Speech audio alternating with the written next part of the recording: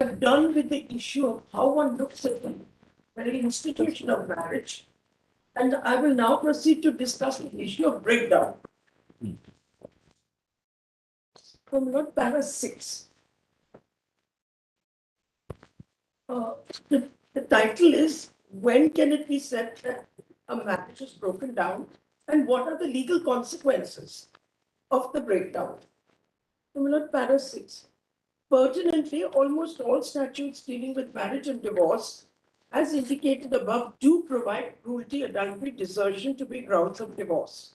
The grounds for divorce are gender neutral, except that the Dissolution of Muslim Marriages Act is available only to Muslim women for historical reasons. Inevitably, when one party files a petition for divorce alleging cruelty, desertion, and any other party, and the other party also levels counter allegations of a similar nature, this is will have some consequences to the outcome of this case. In the ordinary course, Manoj, your lordships deal, reported judgments indicate that almost all cases are cases where there are allegations and counter allegations. Well, they are not cases of the kind that one can say, well, I'm bored with you or I don't like your face. They're not those kind of cases because, well, those kind of cases in any jurisdiction of the world are not considered cases of irretrievable breakdown of marriage. It is these kind of cases which come before the court where the question arises whether a marriage has irretrievably broken down. Your Lordship will take judicial notice of that. And I'll point to the judgments. 7. It is submitted that when one of the parties to the marriage alleges cruelty or desertion, and the others, by the other spouse, it is apparent that the marriage, in a sense indicated by this honorable court in Shivashankar, has broken down. While a court of law is able to deal with the financial consequences of the breakdown of marriage and with the welfare of children, there is no way of dealing with mutual expectations of love and affection and amity.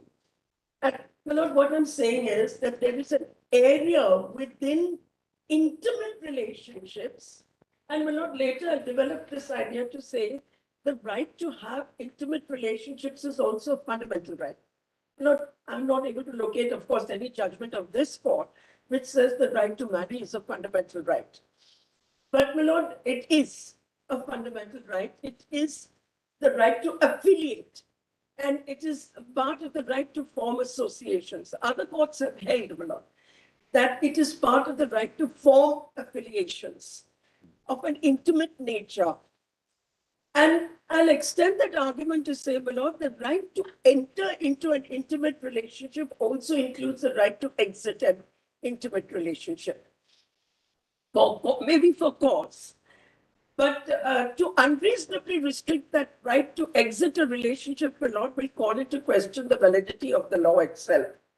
So, my lord, your lordship will just bear that in mind, that there is an area of personal interaction where courts can hardly interfere. At best, my lord, they can make an effort at reconciliation. That, my lord, undoubtedly, apparently courts have the power and the duty to do that in public interest, to attempt a reconciliation. Whereas financial matters and welfare of the child, my lord, certainly are matters which can be judicially determined and resolved. So that is something your lordship will bear in mind, my lord, while dealing with this case. It is, as I read this, at best the court of law can attempt reconciliation in public interest and in the interest of the children of the marriage. My lord, your lordship is well aware of the fact that courts actually stand in loco parentis to children. And in the best interest of the children, they can do whatever they wish to do on the principle of welfare of the child. That is why, my lord, questions of custody have never presented an issue for the court. It's really the emotional relationship which presents issues for the court. All other issues, my lord, are capable of resolution either by simple application of mathematics. My lord, we know that when it comes to a question of alimony, this court has held that a woman is entitled to be to live according to the standard of living to which the husband is accustomed. There's already a standard, but not fixed, for the grant of alimony or maintenance. But for an emotional breakdown, there can be no standards fixed. So that should be also a factor which would lead the court to conclude that if a marriage is broken down irretrievably, then it should get the imprimatur of the court. Now, my lord, I come to the word breakdown. In the expression, irretrievable breakdown of marriage must be understood in its ordinary meaning, namely, something that has been rendered asunder. The word irretrievable is that what has been broken could not be put together. So, my lord, these are the standards by which courts have come to the conclusion whether this issue is invoked at all. These are the two preconditions, my lord. A multiplicity of factors can lead to the breakdown of marriage, including inter alia, cruelty, adultery, desertion by one or both the parties to the marriage. In other words, mutual expectation of support and amity, which is expected during the subsistence of marriage, disappear and in turn lead to devastating and stigmatizing circumstances. In every case where cruelty, desertion, and adultery are alleged, it is apparent that there is a breakdown of marriage. So, my lord, the breakdown of marriage is consequence of something else. Therefore, my lord, my suggestion is that in permitting divorce on the ground of irretrievable breakdown, it is not as if we are stepping outside the framework of established law. We are very much within the parameters of established law. Because, my lord, your lordship knows, even under Article 142, the law declared by this court is that you cannot supplant a statutory provision. But, my lord, my suggestion is that by doing this, we are not supplanting a statutory provision. We may be supplementing it. And that is permissible. My lord, in my opinion, the leading case on interpretation of 142 is the Union Carbide case, which will be cited shortly, where, my lord, a settlement, a suit was pending in the High Court. And during the course of an SLP filing in this court, the parties entered into this, meaning thereby the Attorney General of India, representing the Union of India, and my lord, Union, they entered into a settlement. And my lord, the settlement was made an order of the court. Now, my lord, this was done without consulting the affected community, that is the victims. And they therefore find a petition in this honorable court seeking to challenge that settlement on the ground that they were not heard. And my lord, it is in that case, the court gave a definitive opinion of what are the scope of powers under 142. And this is one of the parameters they laid down. You cannot do something contrary to statute. The law today, you cannot do anything contrary to statute. But my suggestion is that by allowing irretrievable breakdown of marriage, we are not doing anything contrary to statute. We may indeed will not be or furthering the intention of the statute. That's the submission over here. Now, the word irretrievable added to the expression breakdown of marriage, para 9, indicates that the parties have reached a point of no return in the marriage. The only method known to law to examine whether irretrievable stage has been reached is to attempt a reconciliation with the intention to ascertain whether broken marriages can be put into a state of consortium. The public policy of law in India, as also in the United Kingdom, is that every effort should be made to ensure that marriage should not be broken, since breakdown affects economic, social status of the parties and also the children, if any. It is for this reason that Section 9 of the Family Act casts a duty upon the family courts to make an endeavor to assist and persuade the parties in arriving at a settlement, and reads as follows. Duty of the family court to make efforts at settlement. In every suit or proceeding, endeavor shall be made by the family court in the first instance, where it is possible to do so, consistent with the nature and circumstances of the case, to assist and persuade the parties in marriage at a settlement in respect of the subject matter of the suit or proceeding.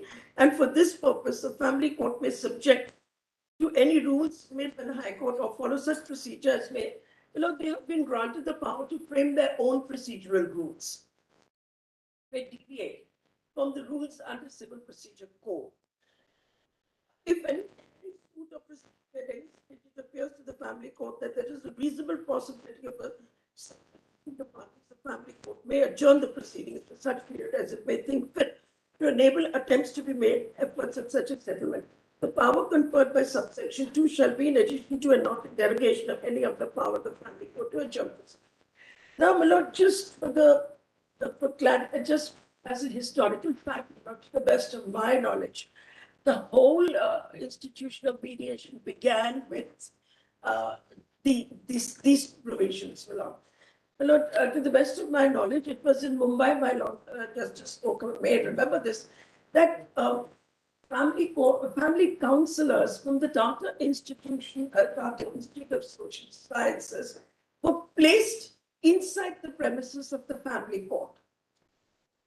And look, their job was this. Courts would send matters to them under Section 9 to attempt a reconciliation. Well, since then, the institution of mediation has obviously advanced far ahead. And now, my lord, we also have Section 89 of the Civil Procedure Code, where similar provisions have been made to encourage mediation, arbitration, or settlement. A lot of successful mediation centers, even in our country, we have associated counselors with them. So how it works is they have assistance of counselors. So sometimes it's a mix of negotiation and counseling which works. That process has been spread.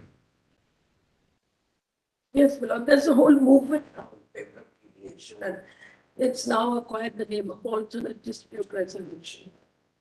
So, but to my mind, I could be wrong. The historical origin is from family disputes. It still in India plays the maximum role. Maybe matrimonial, or it may be partition suits, or it may be family issues are involved. Perception that it is discussed better in four corners of a room where parties, because a lot of other issues crop up. It's not only legality, it's Look, there is unequal bargaining power also in situations of this type. In fact, my lord, I don't know whether this is the appropriate thing. There is definitely a need for further reform of the law in the matter of the right to matrimonial property. In this country, my lord, we still don't have a law which deals with the right to matrimonial property on the breakdown of a marriage, whether the property acquired during the marriage should be equitably distributed or equally distributed. We don't have that. With respect, I submit that's the root that you see in your courts. That is it. As in to Western systems, people marry themselves. In systems, get the cities and the younger generation now. So many marriages are family arrangements. That is another aspect of it. So it's not that women is working and not women is doing. If she's at home also, she's doing. In which marriages are performed in India and other places, in traditional places like India, the family plays a large role in the marriage, and sometimes marriages are at very young age, even below the minimum ages. Well, this is what I said, changing. It is changing. So it's changing in cities. It arises from intercommunity, intercaste marriages, but sometimes if you see the tensions in the smaller towns arising because the younger generation is more assertive of the right to choose a partner. And the previous generation finds it difficult. The pace of change has been very quick. Well, the expectations of women in this country have certainly gone up. And the movement is towards equality. I think education itself is the biggest thing. The empowerment through education, personally speaking, I saw it in Tamil Nadu. The empowerment of women, which has occurred to a large extent by everybody educates their child, whether it's a man or a woman. So, and there will be a huge jump in terms of what the expectation of the women are in these places. Look, this court has given several judgments on the question of equality for women, empowerment for women. Basically, I'm arguing that the same norms should be introduced within marriage as well. That's a lot. That's why I said I disagree with you. In a way, it does operate. In a way, it does operate, except that the family wealth is kept aside and the people. The concept of equitably is between the husband and wife. And it is often worked out saying how much is the husband earning, who is the child. So husband, wife, child are all become parties to a settlement in a sense. So how much? Yes, the bargaining position of women may be a little weaker, right? But there are, I've seen women with a stronger bargaining position. He's earning better, he's in a strong, she's in a stronger bargaining. Yes, it is These are twin issues. social changes take a little time, that's all. Sometimes it's easier to bring law, more difficult to persuade the society to change in the law. It works both ways, Milord. Sometimes law lags behind social change, sometimes law is ahead of social. Each gives an impetus to the other. Change of law gives Both impetus to social norms, and social norms give impetus to change of law. So it's a Both situations are visible in Indian society. That is why people often say, well, India is a country of contradictions. You can see people who are traveling by cart, and you can see people with Bentleys and BMWs. So how do you reconcile Yes, this? How do you say Right, we all live in one country and we're all governed by one norm? we are more diverse than the whole of Europe combined together. In terms of language, in terms of culture. Culture, The food, government issue. you go 200, 300 kilometers, the palates will change, the way people dress will change, the food will change. Um, the same biryani will be made 200 kilometers away in a different way. Well, I'm a vegetarian, so I can't comment on that. No, why is the biryani is not a non-vegetarian food? You see the variety of which is available. In places, it's a misnomer at times that I've seen variety of vegetarian food which is enormous. Yes, we have greater variety of vegetarian food than anywhere in the world. Like. Yes. Indian cuisine is rated third in the world. Number three. It comes at number three. And from within Indian cuisine, Kerala is rated number one, and Bengal is rated number two. So North India loses out in terms of There's a huge variety. international rating. I spent 3 years in the south, so a huge variety of vegetable. Yes, Lord, but coming back to social norms, Lord, I guess as a constitutional court, Lord, your lordship will have to bear in mind that expectations have changed. Expectations of women within a marriage have changed. And Lord, that takes you to the argument on autonomy, which was dealt with in Joseph Stein's case by this court. That's why I said, Lord, although marriage is a union of two people, the two people within the union do remain autonomous. They do. And that is something that we have. What you're propounding is in case where there is no consent. Normally, almost 95%, as far as when the women are educated and are empowered, the consent would not be so difficult. The consent becomes more difficult when the women are not that much empowered and they feel that they will suffer. That's where the difficulty will come up. Yes. But it's a financial. Look, in the first set of cases also, there will be only about 5, 7, 10% where there is an issue, either on both the sides. Then the issue is on both the sides, regardless of the gender. Yes. The real problem which arises is in those cases where the consent is not forthcoming, not for other reasons, because of the social reasons, economic reasons, It's just for economic reasons. social reasons The also. number of transfer petitions we have, and how many transfer petitions we refer to mediation, and how many of them settle? They They do. are settled even here before proceedings begin, or with a little. Sometimes if they don't do so, with a little nudge from us, it happens. We call parties here to work out where if the people are close to settlement. So largely, there's a huge changeover. See the numbers of divorce petitions coming. That itself, um, there is a positive effect and a negative effect. Sometimes I feel that happening too quickly is from few months, few days, few months, couple of years, and Also, there are marriages which have not worked out and it's been battling for 6 years, 8 years, 10 years. Sometimes their litigation fatigue sets in, it's easier to do so. But the younger generation is willing to accept, so long as the financial arrangement is made, they are willing to accept settlements That's much, the much issue. more, much more. Well, not actually, Maybe this is a case, I think, where when we're talking about legislation and social change, I often feel it's difficult for social change to keep pace with legislation. But maybe here, the legislation and the recommendations of the Law Commission, despite that, may not have kept pace Yes, with the well, social change. it both ways. Either legislation is ahead of social change or legislation is behind social change. Either situation will be visible in India. But Milord, or just on the question of put to me, yes, there is a group of people that see being divorced as a stigma. In fact, I was wondering, Milord, why the judgment of the Supreme Court contains the word stigmatization. Devastating and stigmatizing. It's not just devastating. Devastating is going to be anyway, Milord. Milord, even marriages which come to an end by mutual consent are still devastating. Yes. They are.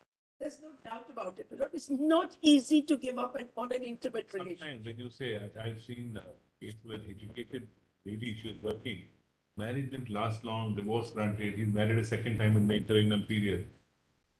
She would be unwilling. I granted. She said, no, I'm okay even if he doesn't stay with me, even if there's another woman in his life, give her the status of a wife. I have no process. I don't want to let go of the status of the wife. And I'm talking about, you mentioned Kerala, an educated family in Kerala. To take a hard call actually and use our power under 142, making sure of arrangement, because it's the blank no, saying that despite a second marriage, a child from the second marriage, I'm okay with the status for the child, okay with the status for the second lady also, who got married in the interregnum period of divorce being granted and being set aside. I don't want to give up the status. There's a, you say, a contradiction in this. Of course, it entails a whole lot of social readjustment of status, of your social status, etc., etc. And that is why the policy of the law. But Malone, my argument is that how is a competent court of law to decide that there has been an irretrievable breakdown by attempting a reconciliation? And if despite the best effort of the court, there is no reconciliation, then you do need to come to the conclusion that the marriage has irretrievably broken down. Then, Milord, para 10, it is submitted that the public policy would equally require that if a stage of irretrievable breakdown of marriage has been reached, the marriage should no longer be kept together by a decree of divorce to be granted in the interest of justice. Now, Milord, this is the proposition that I'm advancing. You know, the earlier proposition that the public policy of India requires that you attempt reconciliations. But just give me the central inland water. Not yesterday, I cited a judgment on how public policy under Section 23 of the Contract Act keeps changing. I'll just give you the citation.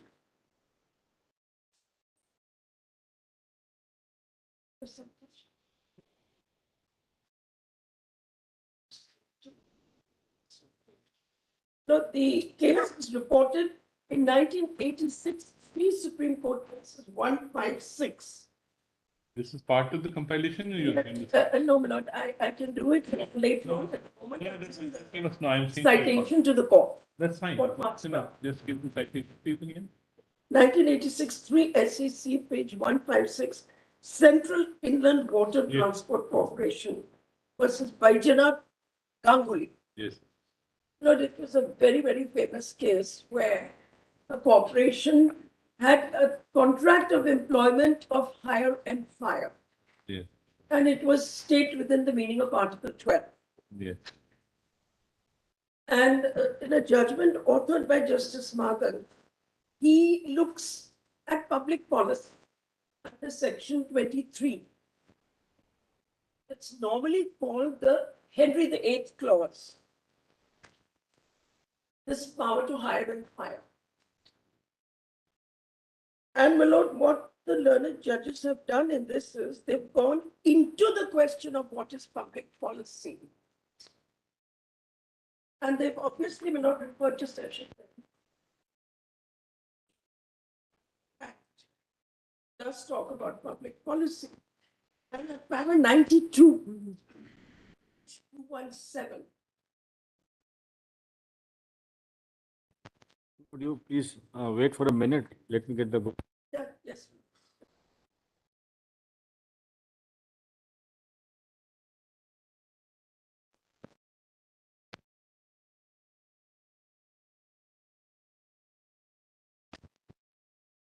Not relevant passage in para 92.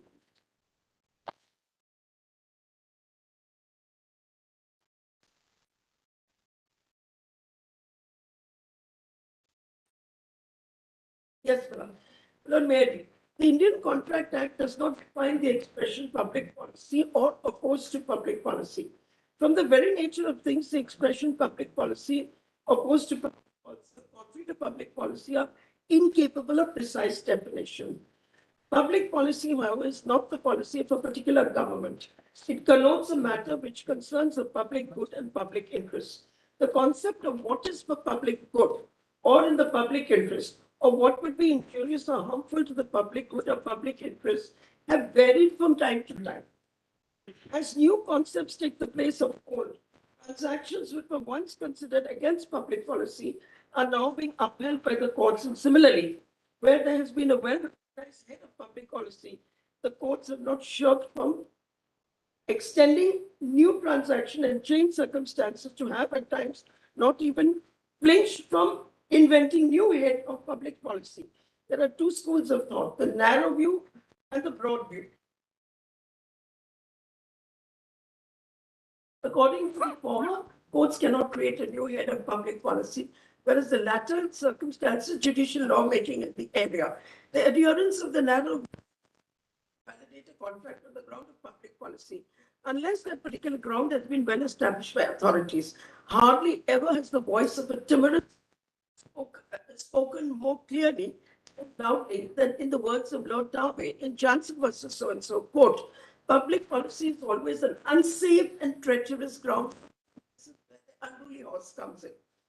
This was in the year 1902. 78 years earlier, in so-and-so versus so-and-so, described public policy as a very unruly horse. And once you get astride, you can never know where it will carry you. The master of the rolls, Lord Denning, however, was not a man to shy away from manageable horse. Words which conjure up before our eyes Alexander the Great, naming Bacchus, he said, in Ebony Town Football versus Football Association, quote, with a good man in the saddle, the unruly horse can be kept in control. It can jump over obstacles. Had the timorous always held the field, not only the doctrine of public policy, but the common law or the principles of equity would never have evolved. Then, my lord, again, there's a quote from History of English Law. In fact, a body of law like the common law, which has grown up gradually with the growth of the nation, necessarily acquires some fixed principles. And if it is to maintain the principle, it must be able, on the ground of public policy or some other like ground, to report practices which, under ever new disguise, seek to weaken or negate them.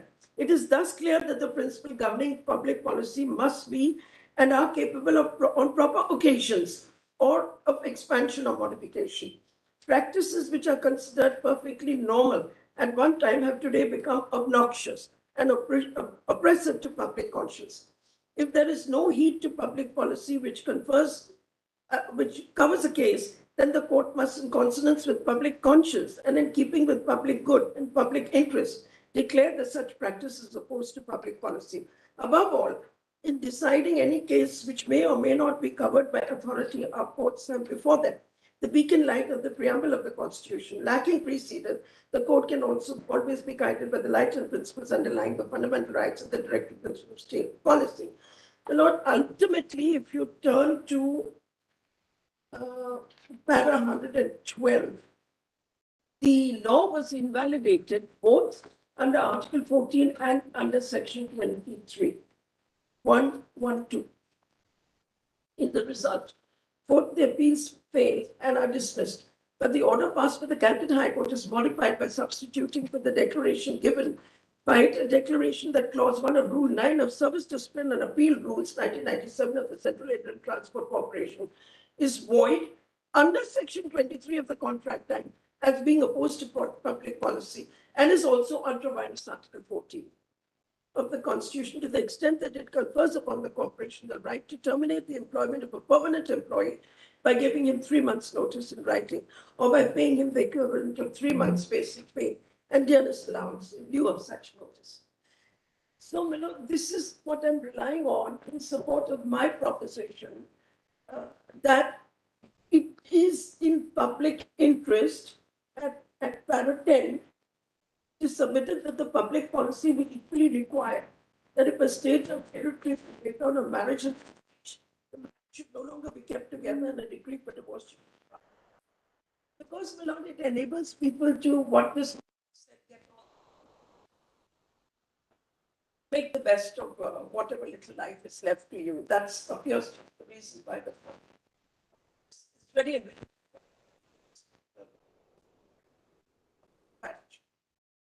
Now, my lord, we come to a little bit of empirical data.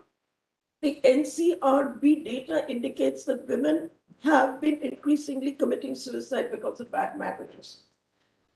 Now, the NCRB data does not disaggregate the reasons. It gives you a lump sum figure. But nevertheless, the figures are enlightening. During the year 2016-2020, over 37,000 committed women died due to reasons related to bad marriage. This is how it's put in the data. Out of this, only 7% died because of reasons of divorce. Moreover, there are now studies that it is not in the interest. That is as far as empirical data are concerned. Now, my lord, this sentence, although very brief, I'll substantiate studies on the children. There are studies which indicate that it is not in the interest of children to continue in a bad marriage. Look, there are theories which are known as repetition of the cycle of violence. There is like, if there is violence within a relationship and there are children of the marriage, children grow up observing that violence and they imbibe it. And then for them also it becomes a norm of how to behave. They see their parents behaving in a particular way and they think this is normal. It becomes their new norm. And so a lot of studies have indicated that it's not, there was a time when courts said that it's in the best interest of the children to keep the marriage together. And very often women also think that I know I'm in a bad marriage, but in the interest of my children, I would like to keep this marriage together. This is how we have heard many women articulate their problem. But now we have enough data to indicate that it is not in the best interest of the children to be exposed to a bad marriage. So, these are the public policy factors, that might weigh with your lords in deciding the outcome of these proceedings. Now, my lord, we all know, incidentally, my lord, I'll just finish on the 2 attempts made by the legislature to introduce an irretrievable breakdown of marriage. There was a bill in 2010, which never saw the light of day. And there was a bill in 2013, which also did not get passed. But, my lord, the reason why these bills did not get passed is both the bills, I'll file the 2 bills later on, my lord. Both the bills did not make provision for dealing with the rights of the woman after the divorce was granted. In other words, my lord, they did not make provision for the financial arrangements that would be required to come into place once the divorce was granted on the ground of irretrievable breakdown, and therefore they were opposed.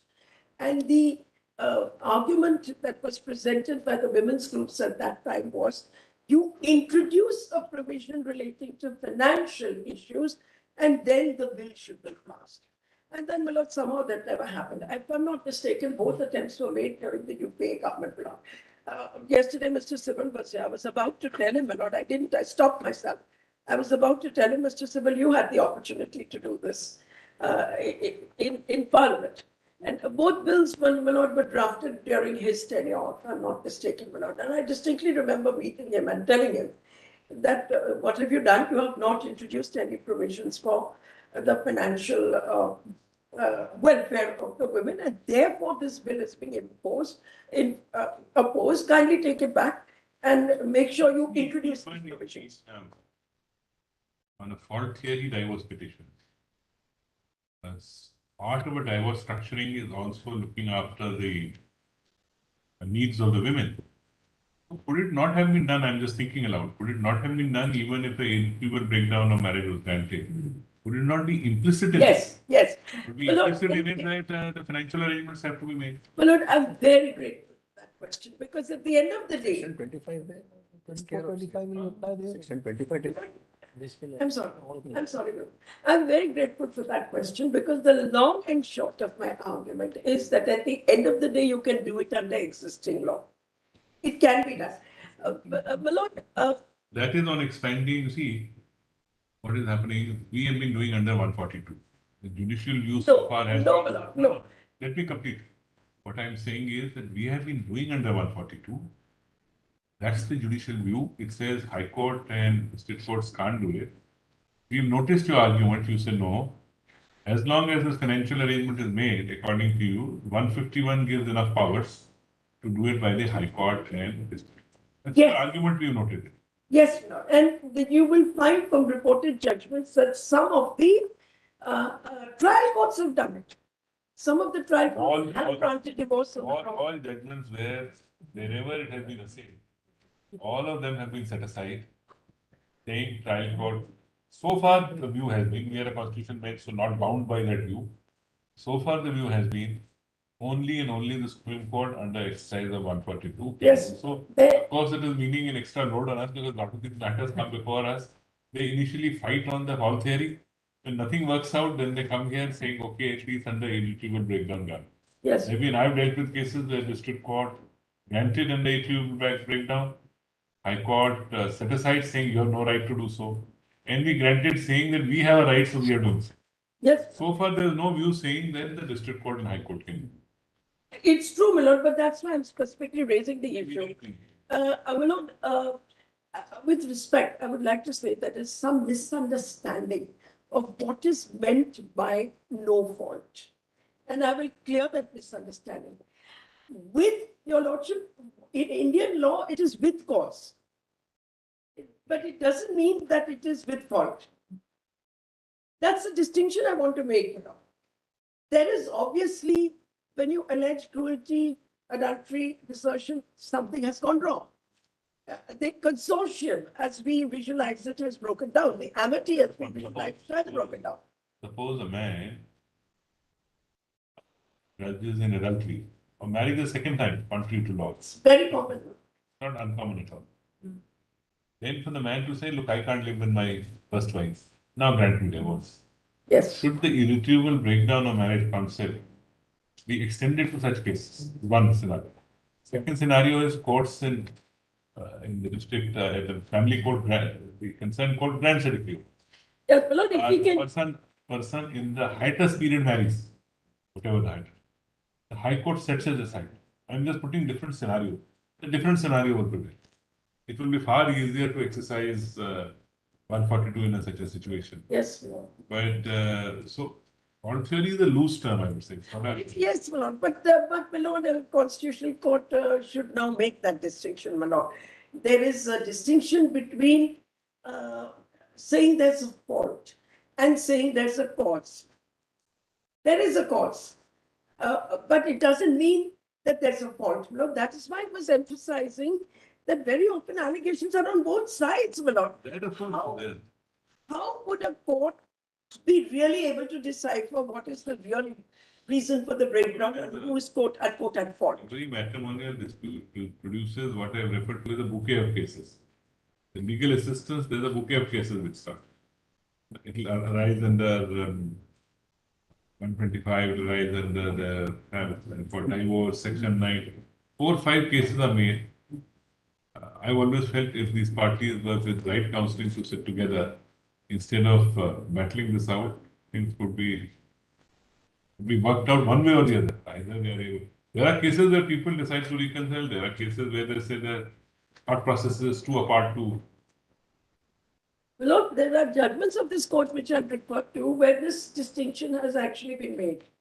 And in fact, one of the suggested solutions while exercising powers under 142 is to, or even without 142, is to end the judgment by saying we do not attribute any fault to the person so that they can continue to live with honor and dignity.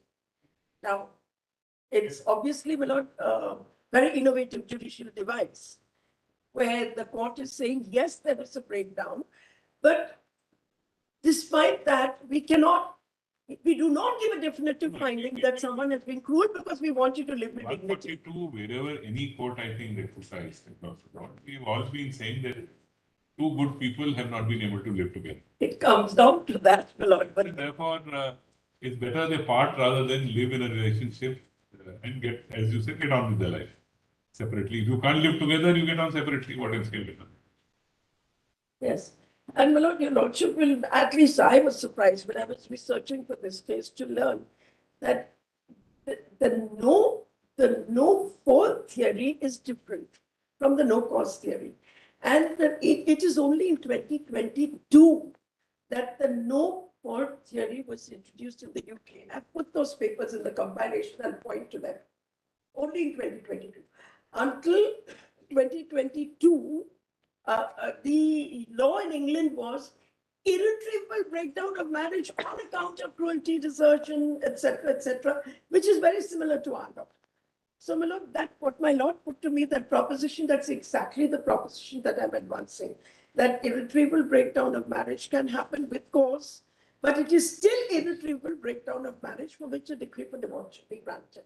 So that distinction, bear in mind the three different types of reasons. My lord. Yes. Now, my lord, the Law Commission reports are there for what they're worth. I don't think they add too much. Let's just look at the judicial trends. Well, this judgment at paragraph 15, I would like to read it because it does contain valuable, a valuable discussion on the irretrievable breakdown. Yeah.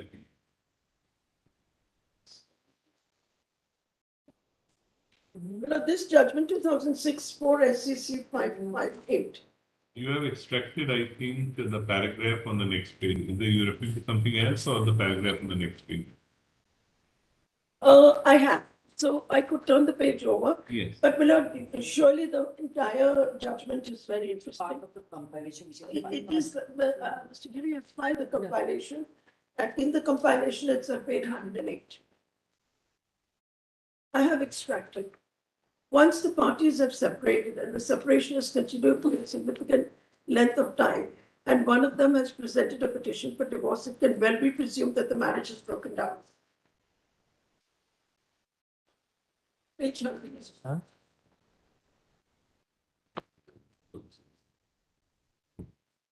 Is 108? Para? Not what we are next. Page 108 of the compilation. Lordship, we turn to paragraph 66, 72, 74, 76. We begin with 66. Probably what you're reading is at 129, madam. That's it. You're right. Turn to page 128, para 65. The heading is irretrievable breakdown of marriage. Irretrievable breakdown of marriage is not a ground for divorce under the Hindu Marriage Act 1955. Because of the change of circumstances, for covering a large number of cases where the marriage are virtually dead, and unless this concept is pressed into service, the divorce cannot be granted. Ultimately, it's for the legislature whether to include irretrievable breakdown of marriage as a ground for divorce or not. But in our considered opinion, the legislature must consider irretrievable breakdown of marriage as a ground for divorce under the Hindu Marriage Act 1955. It follows Milan also on the Special Marriage Act. Then 69. In the report, it is mentioned that restricting the ground of divorce to be a particular offense or matrimonial disability causes injustice to those cases where the situation is such that although none of the parties is at fault, or the fault is such a nature that the parties to the marriage do not want to divulge it. This is the other very important issue here. A person may be really suffering a lot of humiliation, but they don't want to put it in the public domain as such. Yet there has arisen a situation in which the marriage cannot be worked. The marriage has all the external appearances of a marriage, but none in reality. As is often put wittily, the marriage is merely a shell out of which the substance has gone. In such circumstances, it can be stated there is hardly any utility in maintaining the marriage as a facade when the emotional and other bonds, which were the essence of the marriage, have disappeared. It is also mentioned in the report that in case the marriage has ceased to exist in substance and in reality, there is no reason for denying divorce. Then the parties alone can decide whether the mutual relationship provides the fulfillment which they seek. Divorce should be seen as a solution. Well, a very interesting sentence. Divorce should be seen as a solution and an escape route out of a difficult situation. Such divorce is unconcerned with the wrongs of the past, but is concerned with bringing the parties and the children on terms with a new situation and developments of working out the most satisfactory basis upon which they will regulate their relationship in the changed circumstances. 72. Once the parties have separated, and the separation has continued for a sufficient length of time, and one of them has presented a petition for divorce, it can well be presumed that the marriage is broken down. The court, no doubt, would seriously make an endeavor to reconcile the parties. Yet, if it is found that the breakdown is irreparable, the divorce should not be withheld. The consequences of perseverance in a preservation in law of an unworkable marriage, which has long ceased to be effective, are bound to be a source of greater misery to the parties. A law divorce based mainly on the fault is inadequate to deal with a broken marriage. Under the fault theory, guilt has to be proved. Divorce courts are presented with the concrete instances of human behavior as they being the institution of bring the institution of marriage into disrepute. We have been principally impressed by the consideration that once the marriage is broken down beyond repair, it would be unrealistic for the law not to take notice of the fact, and it would be harmful to society and injurious to the interests of the parties. Where there has been a long period of continuous separation, it may fairly be surmised that the matrimonial bond is beyond repair. The marriage becomes a fiction, though supported by legal tie. By refusing to sever the tie, in such cases does not serve the sanctity of the marriage. On the contrary, it shows scant regard for the feelings and emotions of the parties. Now, Milord 76 is important. Public interest demands not only that the marriage status should, as far as possible, as long as possible, whenever possible, be maintained, but where a marriage has been wrecked beyond the hope of salvage, public interest lies in the recognition of the fact. That, Milord, was the Central England judgment that I cited, that there is a competing public interest, if I may put it that way. There are two public interests, but both are in public interest. Since there is no acceptable way in which a spouse can be compelled to resume life with the consort, nothing gained by trying to keep the parties tied forever to a marriage that in fact has ceased to exist. Now, Milord, if you turn to 131 and para 82, this is the extent of litigation. 17 litigations against each other. And that is, of course, the law. Good time for lawyers.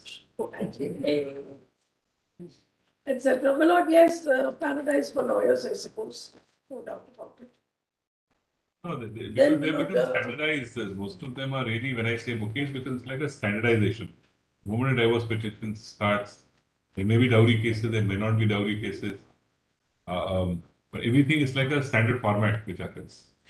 Well, let's not talk about how the legal profession handles these cases. I can tell you, Lord, I was beyond words. I was shocked when I was handling a bail petition in an honor killing case, and I read the application for bail. Well, the bail was being asked for a woman who was 69 years of age and a housewife, and the bail petition read, the woman is. It was like she's a working woman, and refusing to grant bail will affect her employment, and so on and so forth. Cut and paste taken from some other petition and seriously presented to the court. Court is also confronted with situations that real cases, dowry is a fact of our society. In cases where every family member is roped in. So somebody who is supposed to be a sister-in-law but maybe staying anywhere in the country is roped in. So this almost become a standardized format. Every to prevent giving maintenance, every woman becomes earning member, is doing cooking at his home, doing cooking and selling, and every husband runs into a penury the moment a divorce petition is filed. These Very well for the legal profession. These are not legal. Well, I've done this case in the Supreme Court of India. The case I'm talking to you about, well, the matter came in appeal to the Supreme Court, and I just told them to read the bail application. It's 69-year-old woman, and this man was talking, talking about how she has to go to work every day. At that point of time, she was actually in custody. And the bail was unfortunately granted. But that's a different story. I have no regrets about the bail. But at least pleadings should be proper. That's all that I'm arguing. It's not this cut and paste manner of pleadings, Lord. And yes, I have to say, I've seen it very often in matrimonial cases. I have not seen it very often in commercial cases, Lord. Somehow people don't seem to pay any attention to matrimonial litigation at all. I don't know why. I'm not able to understand the reasons, Lord, why this cut and paste happens. I say sometimes the structured fees come in later in the matrimony. I don't know, Lord, maybe there's not enough money in matrimonial litigation. I have no Volume idea. is something. Unfortunately, land acquisition, for excess claim tribunal, and very, very unfortunately, matrimonial matters have fallen prey to challenge. At para 83, even at that stage, opponent does not want to divorce by mutual consent from the analysis and evaluation of the entire evidence.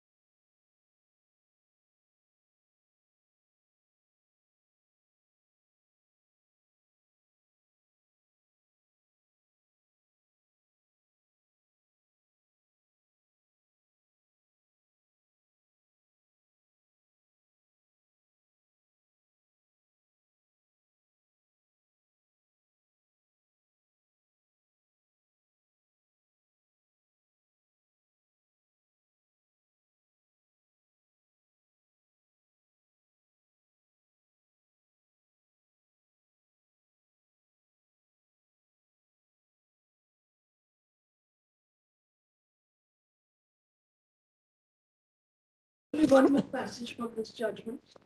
Uh, 84, the High Court also appreciated that there is no acceptable way in which the parties can be compelled to resume life with the consent with the consort. Nothing is gained by trying to keep the parties tied forever to a marriage that in fact has ceased to exist. Then 86, Lord, in view of the fact that the parties have been living separately for more than 10 years, number of performance of criminal have been initiated against the appellant, and some proceedings have been initiated by the appellant against the respondent. The matrimonial bond between the parties is beyond repair. A marriage between the parties is only in name. The marriage has been wrecked beyond the hope of salvage. Public interest and interest of all concerned lies in recognition of the fact and to declare defunct de jure what is already defunct de facto.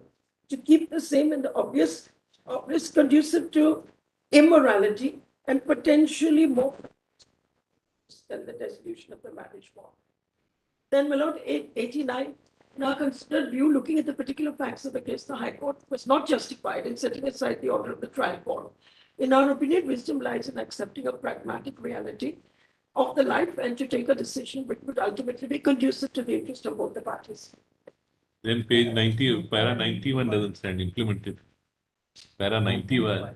Yes, the 90th part of the case on constitutionality of the facts, this court would like to recommend that the Union Institute consider bringing amendment to incorporate irretrievable breakdown of marriage as a ground for granting. Court did make a recommendation. This judgment comes in 2006. Maybe that's why during 2010 and 2013 we did see two bills in Parliament. But they were patchwork. They did not achieve the end that they were. My Lord, however, I want to reiterate my submission. You know, these judgments do fail to distinguish between a divorce with cause and a divorce with fault. Now, my Lord, I'd like to just point out to a particular provision given the Hindu Marriage Act. Lord, what do we mean when we say fault? That's the question. So, my Lord, if your Lordship sees section 23, my Lord, the fault theory comes only in section 23 of the Hindu Marriage Act.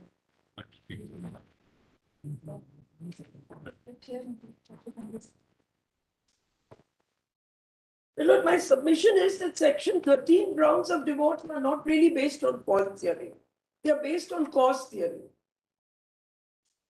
Lord, if you see 23 of the Hindu Marriages Act, decree in proceedings, in any proceedings under the Act, whether defended or not, if the court is satisfied that any of the grounds for granting relief exist, and the petitioner, except in cases where the relief is sought by him on the grounds specified in subclause A of B or subclause C of clause 2 of section 5, is not in any way taking advantage of his own wrong or disability for the purpose of the relief, and where the ground of the petition, the ground specified in so those are not mental incapacity, etc. Then in such case and not otherwise, the court shall grant the relief. In other words, my Lord, it is this section which brings in the fault theory, not section 13 of the Hindu Marriages Act. That is the proposition that I'm advancing, my Lord. So, my Lord, this is more, this fault referred to over here cannot be equated, my Lord, with the cause in section 13 of the Act. That is my interpretation of this statute. So, my Lord, perhaps it would help if your Lordship could think a little bit about and articulate this proposition, that what exactly is the meaning. Although, my Lord, yes, the recommendation of this court also has been that you delete section 23 of the Hindu Marriages Act. No, under section 23, disability is attached to person who goes to the court, because it is based on well-settled legal principle that person who has committed wrong should not take advantage of his own wrong. The theory of coming to court with unclean hands, etc. That's the basic Yes. principle. Under Yes, 23. it is referred to in some judgments also. My Lord, it's a principle. But two things you keep in mind. First and foremost, the heading of this section doesn't say decree for divorce. It doesn't. It says proceedings. And my Lord, in actual fact, these provisions have sometimes been used when a husband wants a decree for restitution of conjugal rights, knowing fully well the marriage is broken down. Well, it's standard practice when a marriage is broken down for any reason whatsoever. In order to defeat the claim of maintenance, what the husband will do, he'll file a petition for restitution of conjugal rights, knowing fully well that I don't want this woman back, knowing fully well she won't come back. Sometimes court grant decrees, sometimes court doesn't, then he goes for a divorce. But even that, some courts have held, even that is not taking advantage of your own wrong. So, my lord, what exactly is the meaning of taking advantage of my wrong? Yeah, that's why I said distinguish between wrong and cause. There has to be some intent, some malicious intent, my lord, that my hands are not clean. But my lord, if I come to court with a case which is like a case and counter case, it can't be said that I'm taking advantage of my own wrong. So, How would you categorize a case where actually facts of cruelty are found? yes, Now, and that person who perpetrates the cruelty, facts are found because the trial has been gone through. trial has been gone through. So in the trial, it is established that there are various acts of cruelty, multifarious acts of cruelty.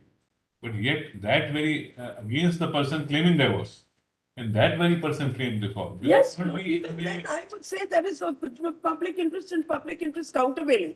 Ultimately, my I'm lord, going to fault theory. Will that not be a case of fault theory? no, my lord, because what is the When you that's think, why I said, my lord, let's go very logically. What is the You purpose said of fault marriage? and What cause. is marriage? What I'm is the saying- purpose of keeping it alive? I'm saying there's a fault and cause when you're making a Yes. distinction between fault So and cause, cause. you can say there has been cause for the breakdown. You can say, my lord, and I'll point to one judgment where there was cause for breakdown at the instance of the wife, and yet the divorce was actually. Those are, I'm saying, interactive reactions which produced a breakdown. I'm just saying only from point of view of saying that no fault theory is no role. The little caveat was that there may be cases where an evidence that is clearly established that the person suing for divorce is the one responsible for all that there is. Will that not then fall at least within the fault theory? No, there is. Well, Lord, if you come to the conclusion that the marriage is broken down, there's no sense in invoking the fault. I'm not disagreeing with it. I'm not completely not disagreeing with the concept that a good, bad, or indifferent reason for a failed marriage should not perpetuate that union meaninglessly. The only thing is you can take better care. We're talking about you can take better care for financial arrangements of them. And that's it. Maybe something more than a normal arrangement would be required because you did something to cause a break to the marriage. You are responsible. Okay, then you. Look, I may be responsible. You Yes. better pay more for the divorce. Well, Lord, I'm arguing that I may be responsible for the breakdown, but that does not disentitle me to the divorce. But I'm saying this can be worked out, the impact can be worked out in financial terms when the court consents. What are the financial terms? All you can do is attempt a reconciliation, even if I am responsible for the breakdown. But beyond that, my lord, once the factum of breakdown is clear, then You understand? my lord, it's like this. Somebody wants to keep the marriage together, not for the purpose of consortium. That is why I started my argument by saying, let's first understand what a marriage is all about. That consortium is over, obviously. Whether A is responsible or B is responsible. If a consortium is over, we appreciate that argument. Once a consortium is over, then it's a pointless marriage, pointless association. So it must be. So if in a commercial terms, if there are two partners and the partnership breaks down completely and the trust breaks down, then the partnership gets over. You dissolve the partnership. Not sounding so commercial, but the fact is this: if a consortium is broken down and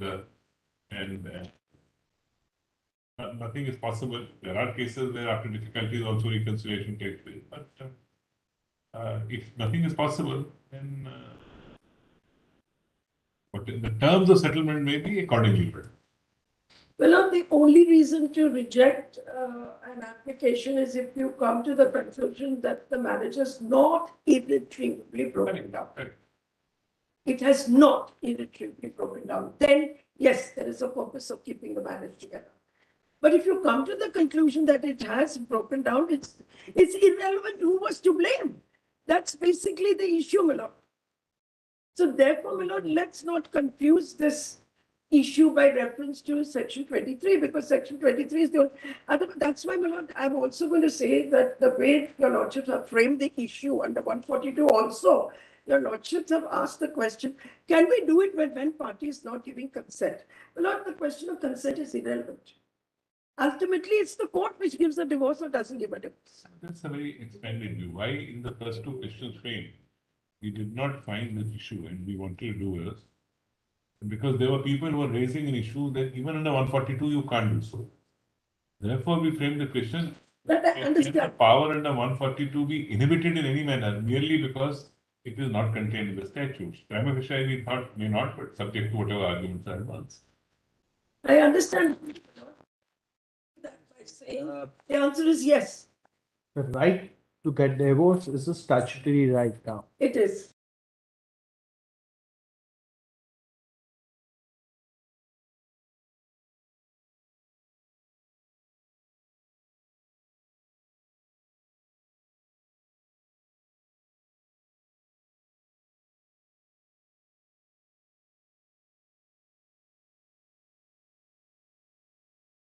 And the fault is that of the person who says, I want to get out of the marriage. Then what do we do? The only thing a court of law can do is attempt a reconciliation. It's not enough to remember. Beyond that, my lord, no. Each other or live with each other. You want to give full autonomy to the person to decide whether he wants to continue or not continue. That is why I put it on the level of a fundamental right. The right to affiliate and the right to not affiliate. Subject to procedure established by law. Obviously, that is why, my lord, I started it saying because it's a judgment in rain, the matter goes to court. There are systems of law where people give unilateral divorces. They exist, my lord.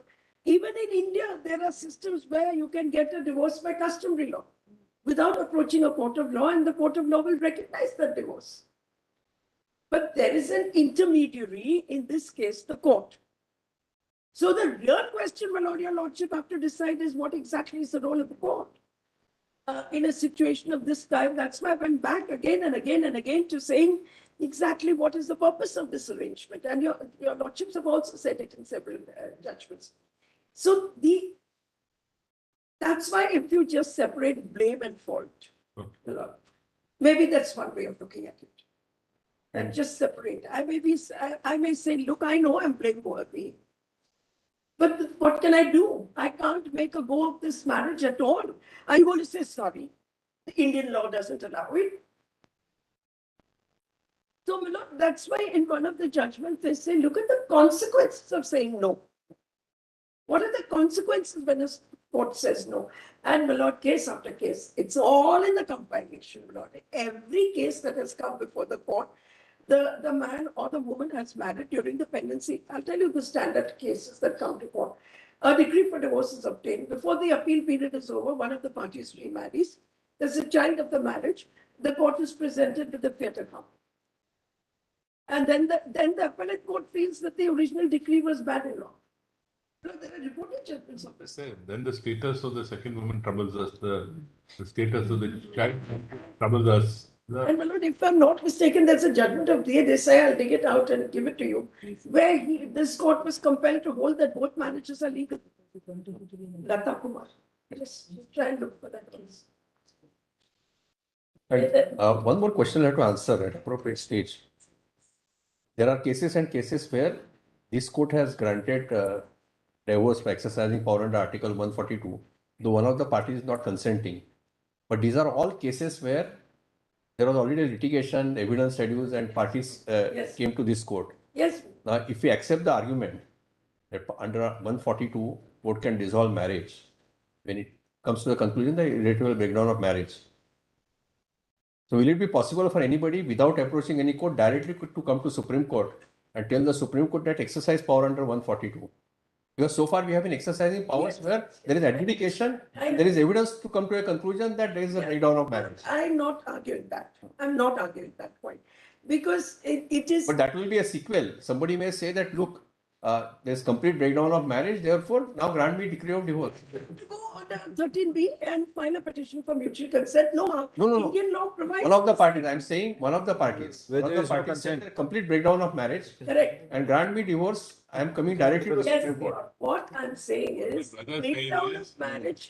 There may be scenarios where society improves, gets better ideas from legal fraternity.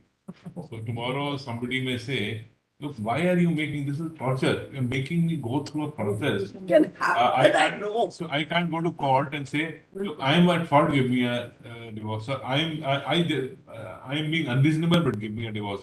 So I will have to, unless the mutual consent, I will have to attribute things to the other partner to prove that she is in the wrong so that I can get a divorce. Why do you make me go through this process? My partner is unwilling for a divorce, but I can't live with her.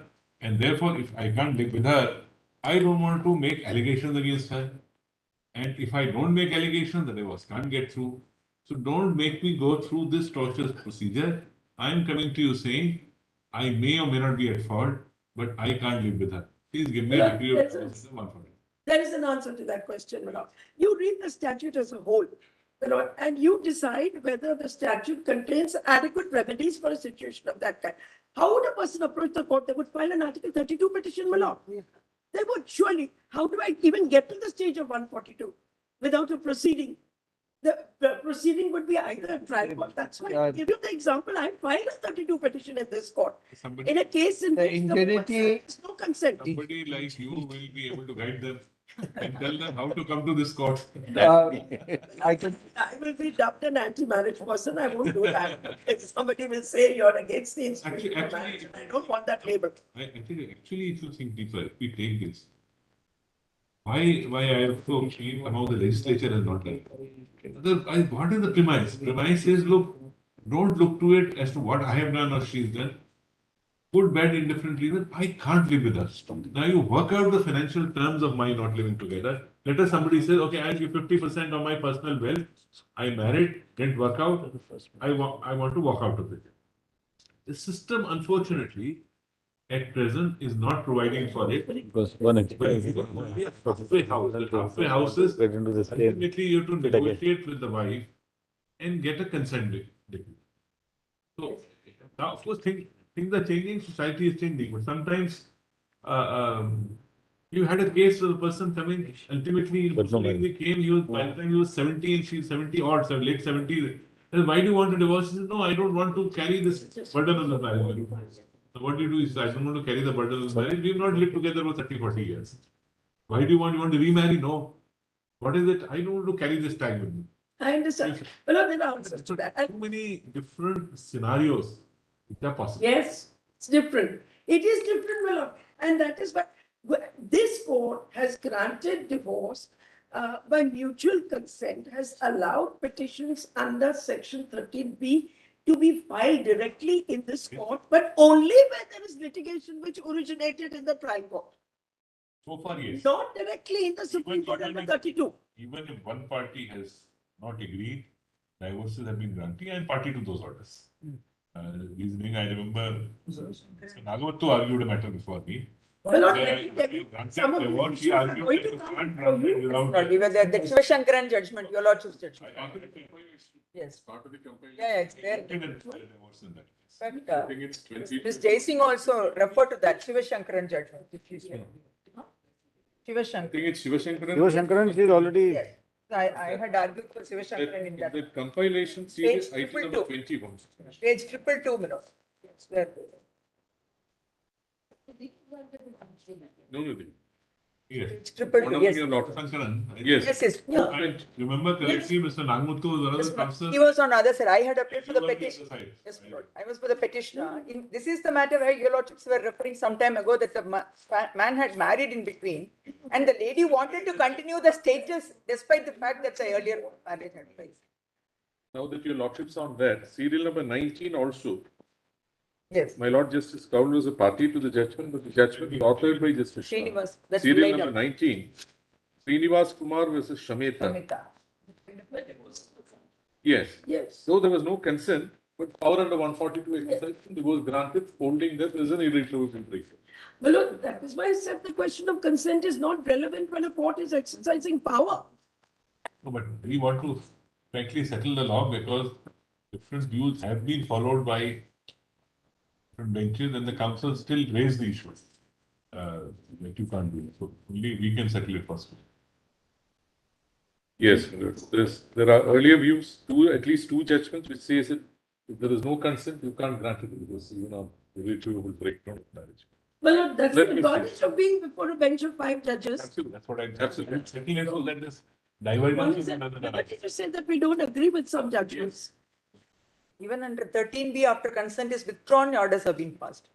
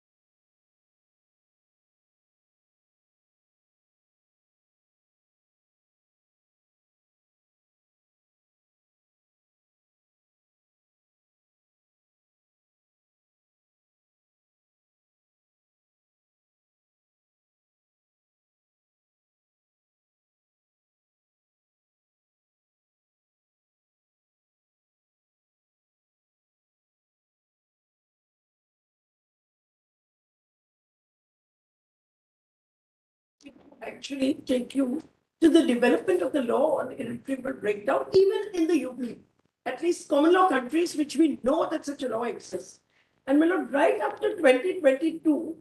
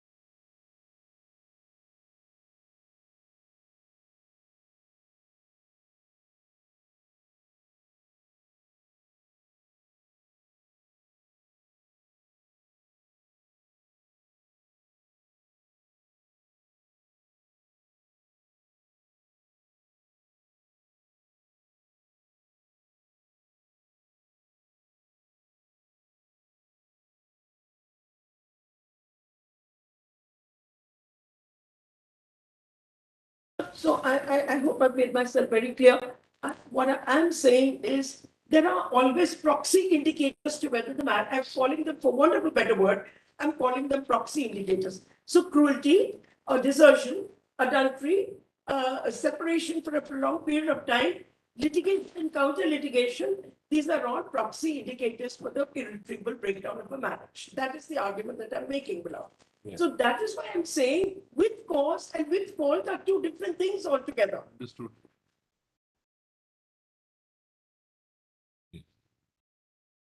Well, we appreciate what you said. Yes, well, just on an aside, it's not really, but since this question was put to me, that what if two people say we just don't want to live? I was going through Halsbury's Laws of England in a country which has irretrievable breakdown of marriage. Of course, my volume is very outdated, but your Judges Library will have a more modern volume. But there is a entry under 417 which says the court must consider the effect of the respondent's behavior, whether such behavior is voluntary or involuntary, or the particular of the petitioner. The involves consideration not only of behavior of the respondent, but also the character, personality, disposition, behavior of the petitioner. A party's disinclination or boredom with the marriage does not entitle the court to give a decree. This in a country where irretrievable breakdown is. So, my lord, it's not. I'm not arguing. Tomorrow can say, look, I got married voluntarily, but I just don't like his face anymore. I wish my husband was more handsome. That's not the argument, my lord, that I'm trying to make. And that is why You I have said, to check up before marriage. yes. So no, that's why I'm saying just in law distinguish between these two.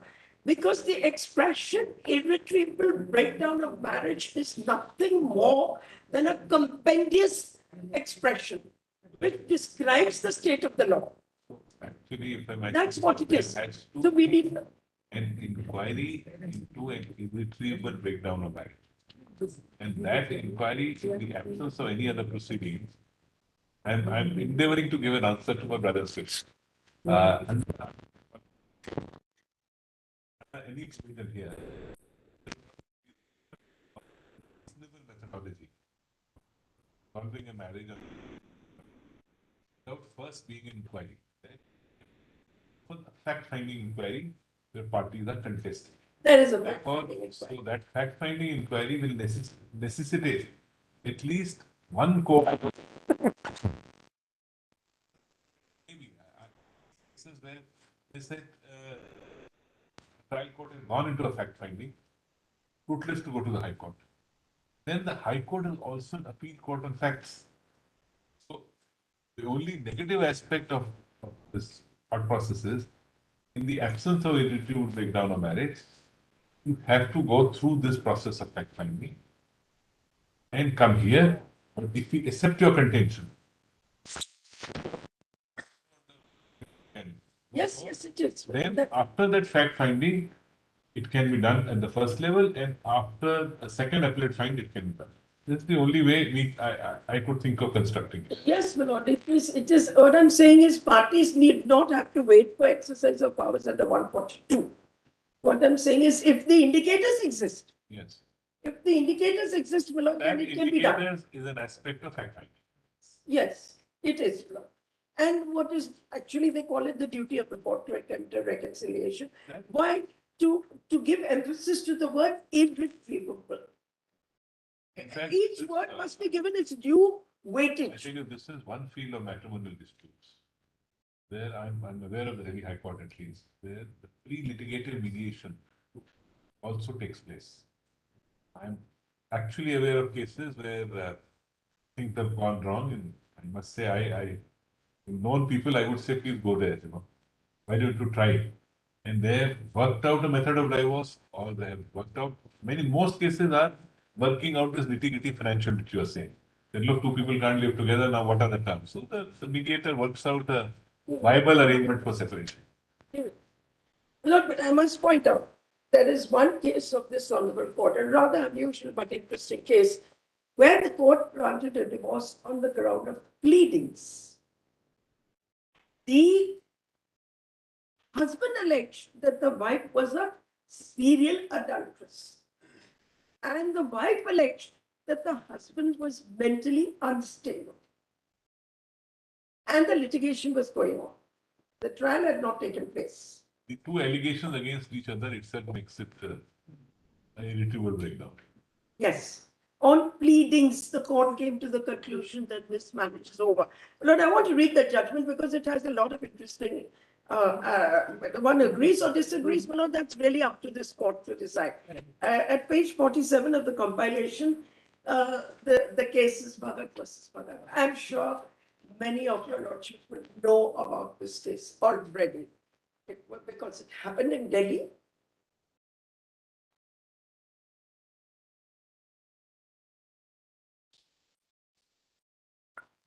Basically, Milon, these are indicators. Wait.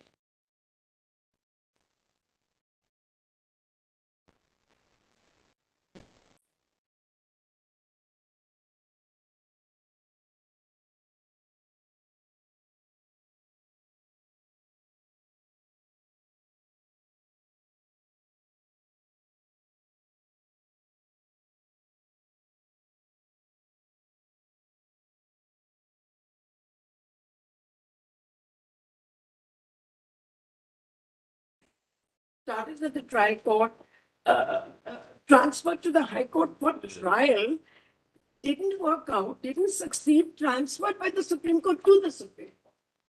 And then the Supreme Court granted the decree because they said, look at the name. That these. So, my lord, first of all, you know, at page 342, internal 52, in the middle of para 7, your lordship will find that she reiterated that he was mentally unsound. At the end of the page, suffering from mental. And yes, Lord. And at page 53, she says he was a lunatic with a streak of insanity running in the entire family. And then, my lord, para 8,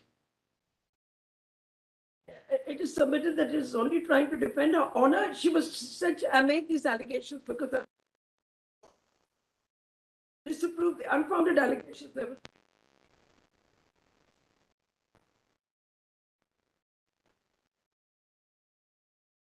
my lord, this famous thing, it is said that marriages are made in heaven. It may be so, but this one has turned out to be a hell for sure. The allegations of the counter allegations are indicative of the intense hatred and rank of it. You see, very interestingly, Any reconciliation is out of the very question. interestingly, when you're reading para 8 on a factual matrix, just read the respondent has only been trying to explain that several serious the products of sick mind and mere figment. He submitted that her children, even the sister and mother of the petitioner, are siding with her in this dispute, that the petitioner alone atoned from the entire family in prosecuting her. If the evidence would be led, all others would stand in the witness box in favor of her, who are relatives of the husband. Yes, that was her claim. Then, my lord, at page 10, but none of these were subjected to any scrutiny. Yes. Page 10. Para 10. Whether you prove or you don't prove, if this is the feeling towards each other, Yes. you are right, what is left of it? So it was an indicator, my lord. It was an indicator that what. The indicator, there's a case you sent to a mediator, actually. Most times this was not so active. You send it to a mediator that, look, if they stick by these allegations, then what is left in marriage? Yes. Yes, very, Lord, if I may say, this court appears to have a trend in which they encourage compounding of offences under 490. No, under a different procedure court, it's not a compoundable offence. Now, my lord, I take it that the policy behind that is to see whether things can be settled by the ending of that litigation, where parties have agreed that people settle the dispute. We do not believe that criminal litigation should be initiated in order to settle a dispute. But I can tell you that absent a regime of matrimonial problem, women have no choice. Why? Again, one day that case will come before you. But it's been on trying to find it for a very long time. What is the validity of saying? How does one interpret the Hindu Marriage Act on the question of alimony? What exactly does it mean? Does it mean that you're willing to give equal distribution of property acquired at the marriage? You will see a that are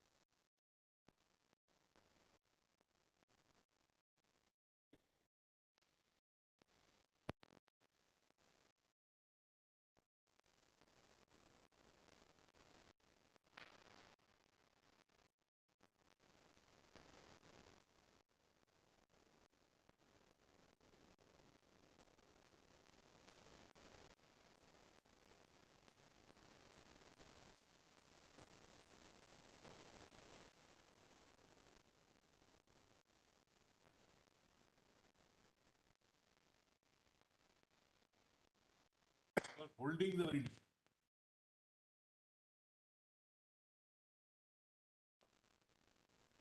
apart from in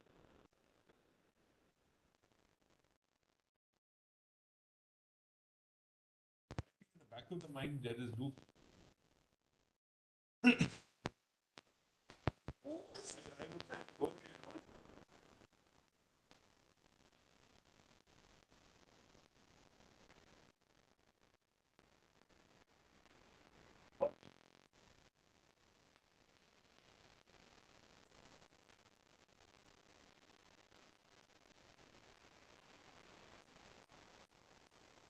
so say he goes into penury, he doesn't earn anything, nothing happens.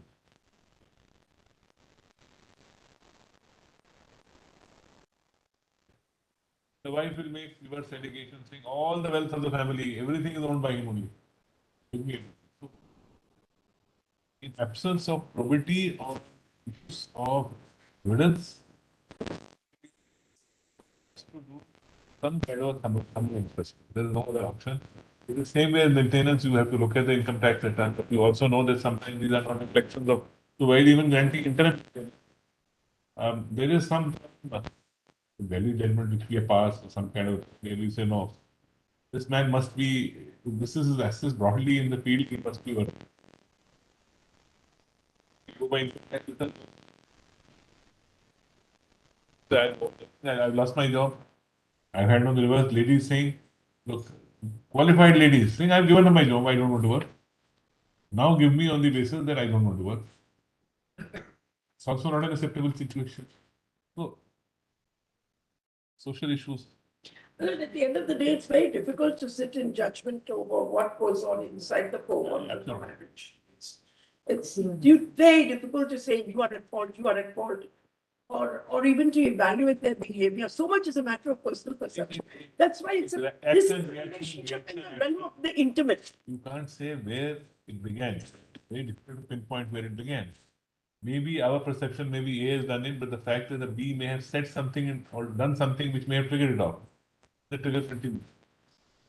Nature is everything is behind. Ultimately, the relationship is broadly behind four corners of the house and the closed door. You're not going to find. Completely agree with you. So, Milan, I'll quickly finish with. But in this Bhagat versus Bhagat, madam, in Bhagat versus Bhagat, the court dissolves the marriage on the ground of cruelty. Have you seen that?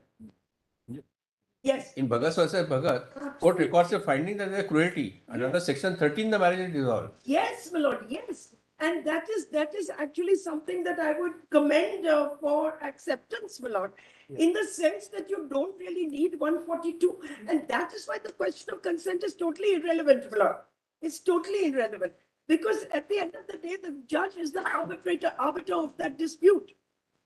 There's always going to be lack of consent, always, invariably. But how do you deal with a situation where there's lack of consent? Ultimately, someone takes a decision. It's a matter. Everything is This matter changing This to the matter was extent. argued in person by reasonably eminent counsel himself in his own case. The Bhagat versus. In the High Court, not here, in the High not Court. in the High Court, it was argued. it's a well-respected lawyer's case and both sides well-respected.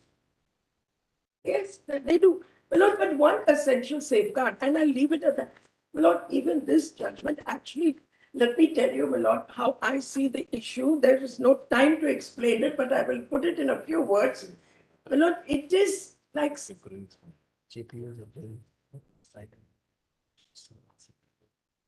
Yes. my lord,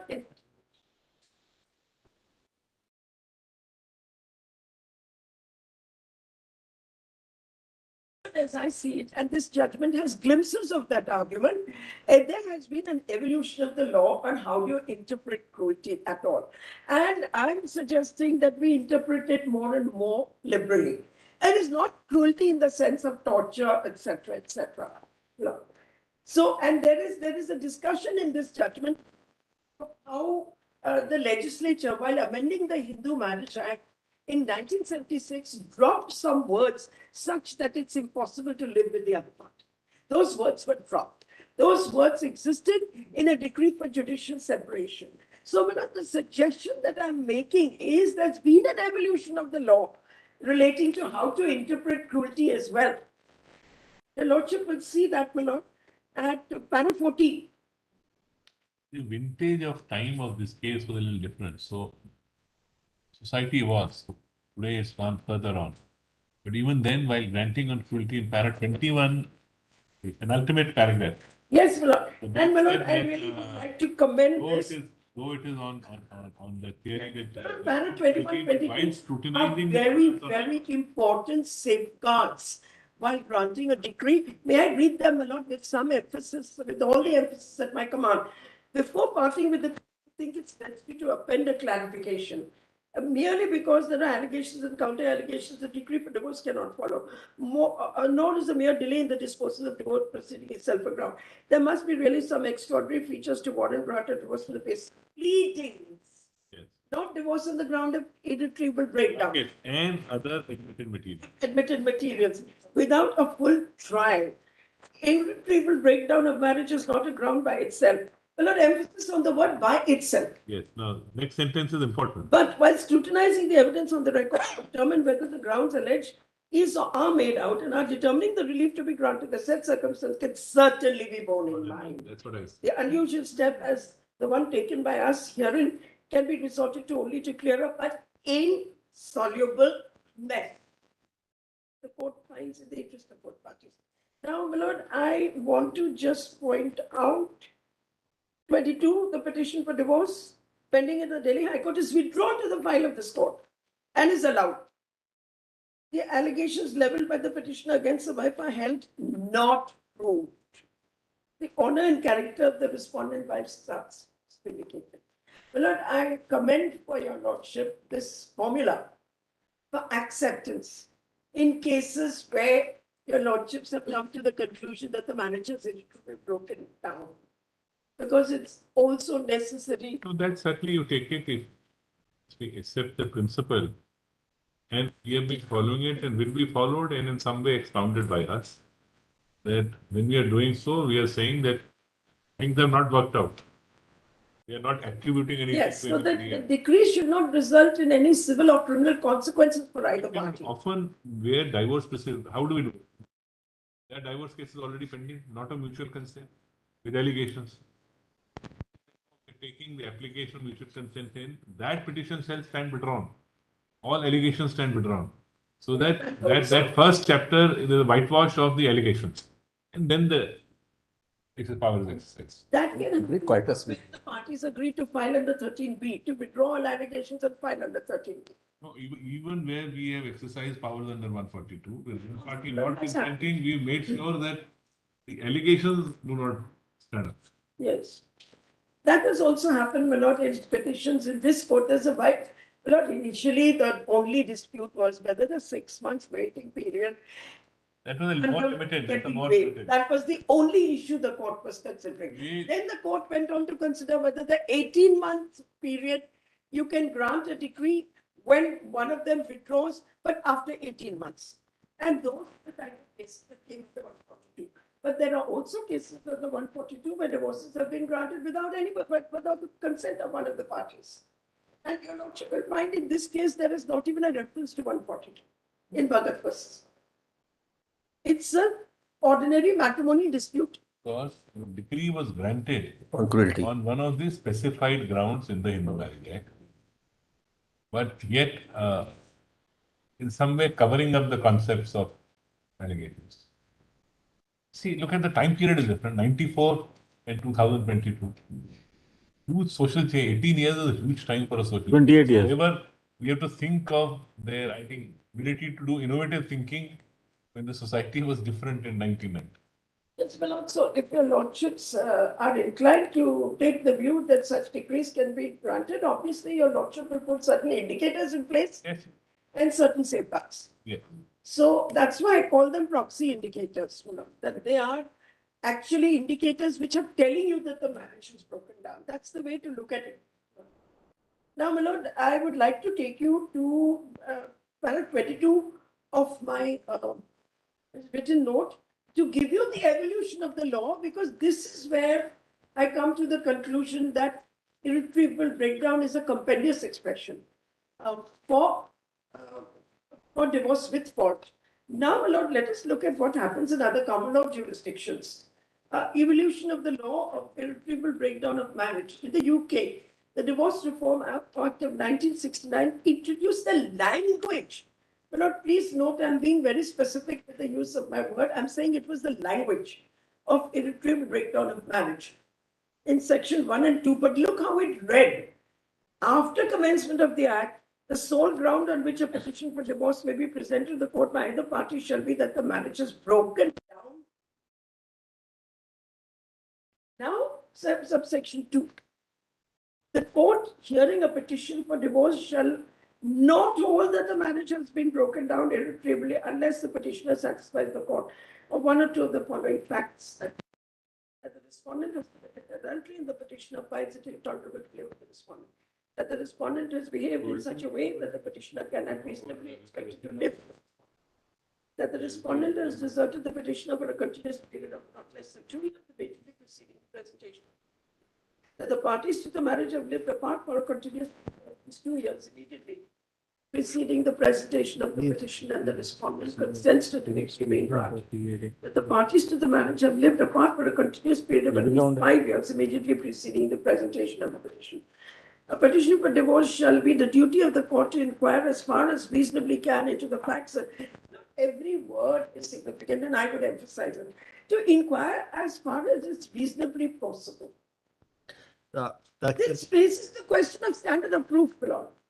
Now, the condition is fairly stringent, because if you look at E&E, the parties to the marriage have lived apart for a continuous period of 2 years immediately preceding the presentation of the petition, and the respondent consents to the degree being granted. 1. Number 2, the parties to the marriage have lived apart for a continuous period of at least 5 years immediately preceding the presentation of the petition. Yes, Lord. It's fairly stringent. See, when you talk about here under this act, irretrievable breakdown of marriage, you can only claim this in the absence of consent after 5 years. Yes. That's the little stringent condition. All those waiting periods are put in the hope that there will be a reconciliation. And there is another aspect to it. In that society, normally both the spouses are working. They work. Yes. It's true. It's the normal. It's normal. Yes, working parents. Working. Indication from the partners. transfer petition, let me say, that Hello. To be honest, this statute has undergone amendments any number of times, and some of these periods have been shortened, not shortened. The reason I put it on record is to show that despite the factors that exist, they use the expression irretrievable breakdown. So there's a lot of significance to that, Lord, that it is a factor to be taken into consideration when certain facts exist. And that's why I repeat, Milord, these are really only pointers to the breakdown. So you see, in the transfer petition, which we have seen, if I can say, more than 50%, then I would take that as indicators of failures of marriage, because those are coming being launched, are within the scope of 0 to 3 years marriage. It's a very high percentage of the petitions coming forth before the courts are in early years of marriage. I've seen same day, I've seen 2 months, I've seen 2 years, but a lot of them are in the range. I would say almost about 50% would be in the range of 0 to 3 years of marriage. Yes. So that's why, and I looked at 5 years and thought, Unfortunately, in this country, there are not enough empirical studies. But in the UK, before they passed these laws, must have done their own. they commissioned Royal Commission reports on what are the patterns of divorce, what are the reasons, what are the causes, what are the consequences. But what happened here in 2010? We just introduced a bill in Parliament, irretrievable breakdown, without any empirical data as to what are the consequences. Empirical study we don't do. I've been emphasizing judicially legislative impact studies. Just bring in legislation without any legislative impact studies. It's a great problem. The consequences are felt after the legislation comes. But, my Lord, with respect, I wish to say that the law in this country is changing. After the passing of the Prevention of Women from Domestic Violence Act, we now recognize non-marital unions as deserving of protection of the law. It says that it's an act which extends not only to married women, it extends also to people who are living in a relationship in the nature of marriage, which was intended to bring in civil unions or of a conjugal nature. And this court has explained what is the meaning of that expression, relationship in the nature of marriage, basically by saying there has to be conjugality. It's also changing. That is a very major factor, my Lord, that the Lordship will have to make. Indeed, I can make bold.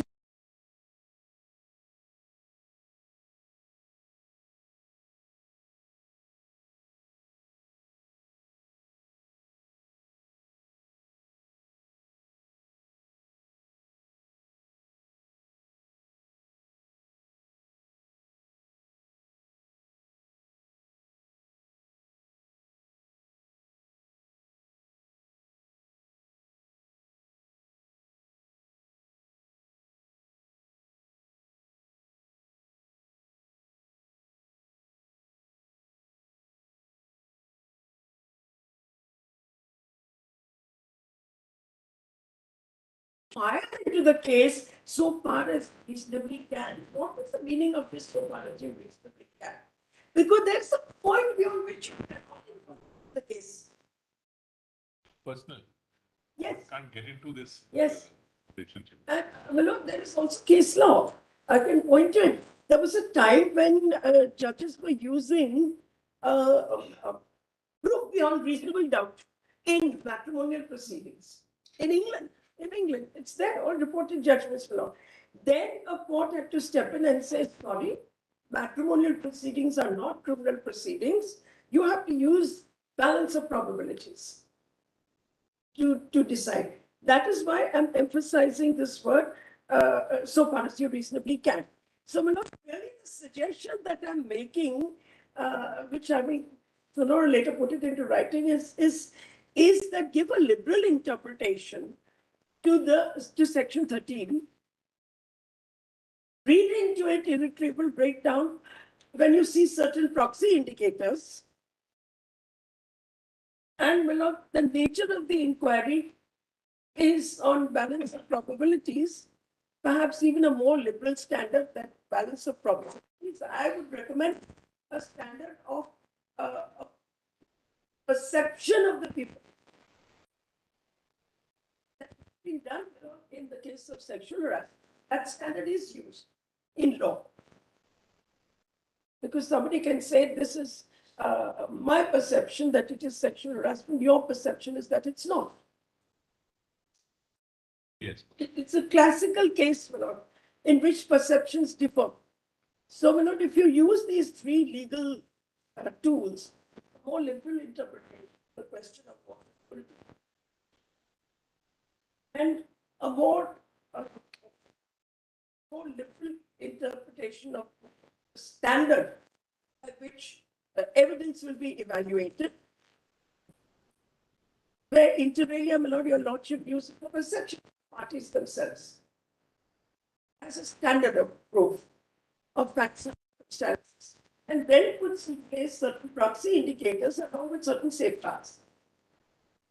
I don't know whether this proceeding will indicate the precise parameters of financial relief, but that may have to await another case.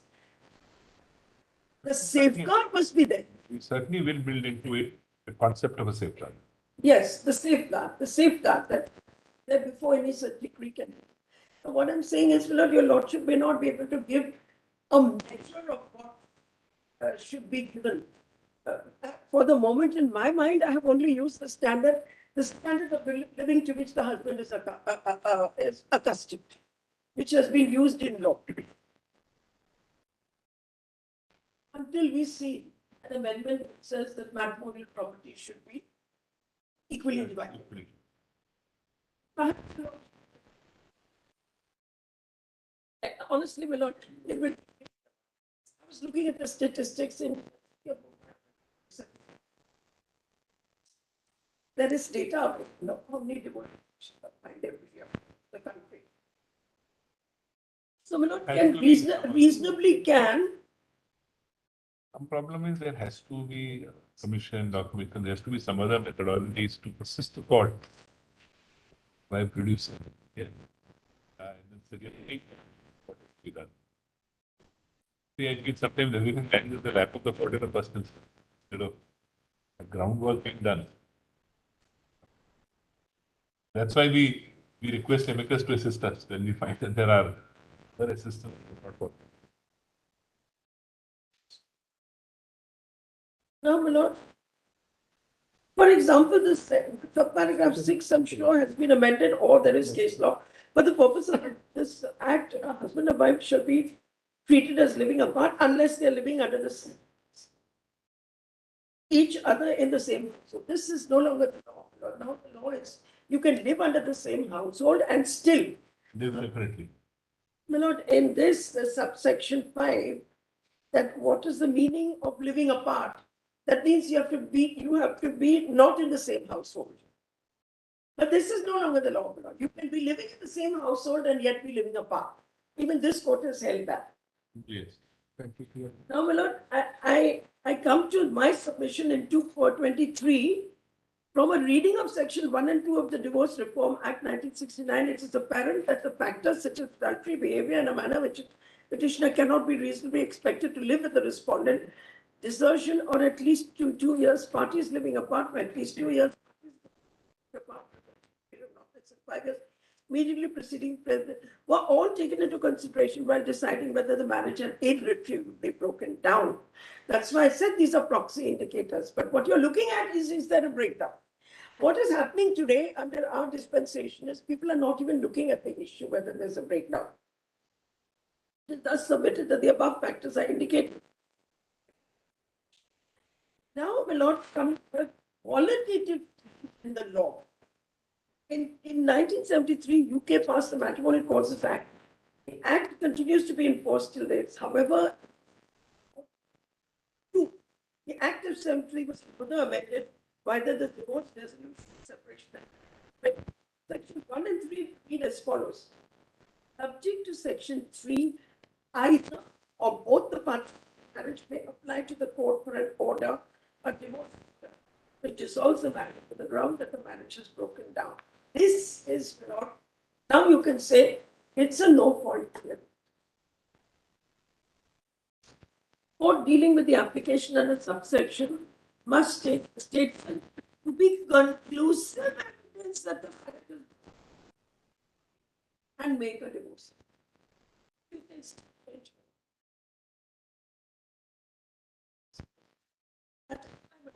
Saying that ours is not system of divorce based on it is a system of divorce based on cause. But the the ultimate decree reflects the fact that the decree for divorce.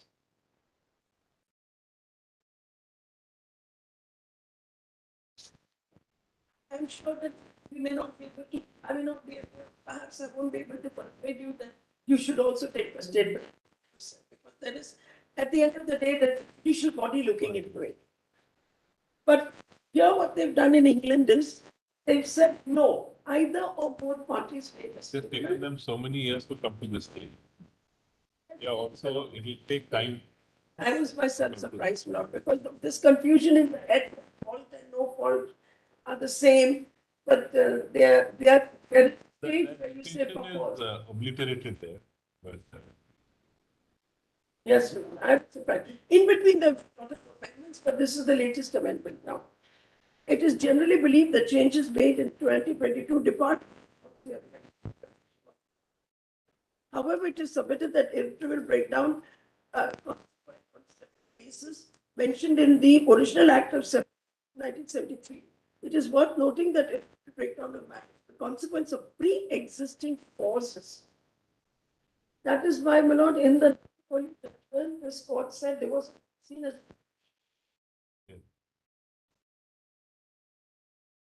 many of which would include adultery, desertion, cruelty, or separation over a continuous period. In other words, I'm saying, well, these are not exhaustive of the issue of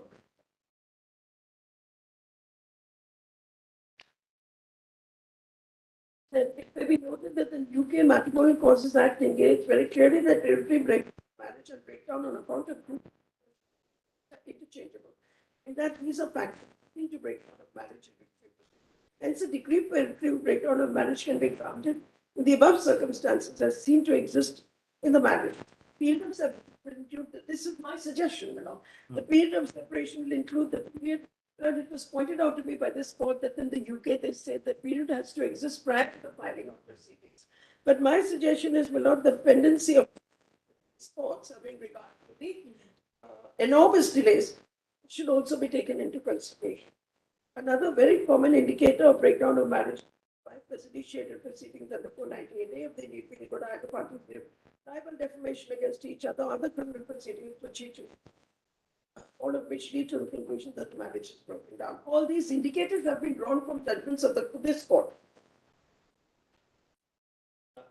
Then, here, when I deal with the fault theory, it is true that some of the statutes dealing with divorce contain provisions to the effect that it is to be satisfied that the party is not taking advantage of their own wrong.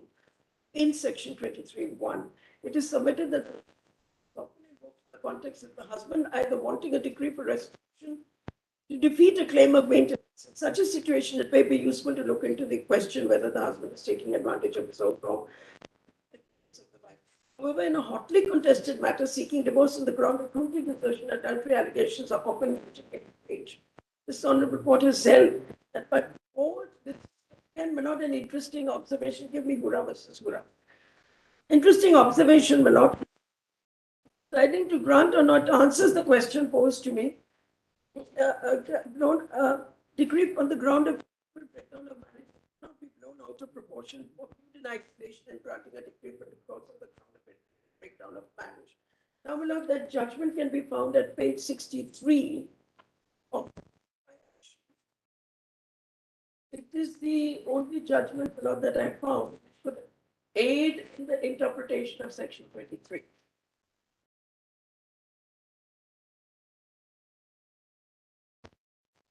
Again, this, but I won't take you through the facts because there were again multiple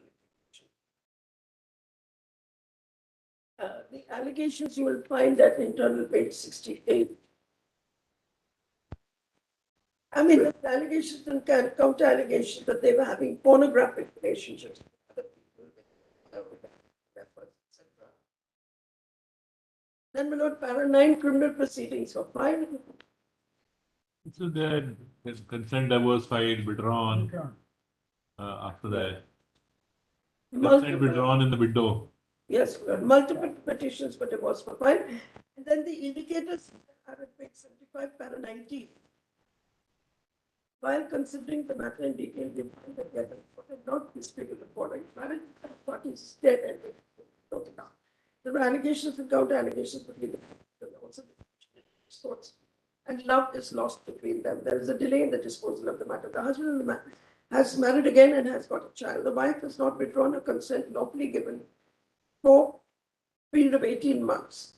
The joint petition filed in the court by the parties that the parties have settled the matter and the wife had renounced her right to claim maintenance, which the parties prayed for was only a decree for definition of marriage by mutual consent. It appears that the appellate court was not come to court with clean hands, in that he married during the pendency of the proceedings. It may be, as expressed by the appellate court, that the factor such as marriage is dead and has broken down irretrievably, that there was no chance of reunion, that there were allegations and counter allegations made by the parties, and the parties were residing for 13 years.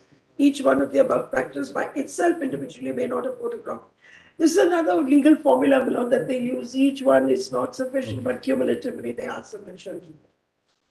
Here is the view that the cumulative effect of various aspects of the case in dispute will found that the marriage is dead, both emotionally and practically, and there is no chance at all of the same will survive.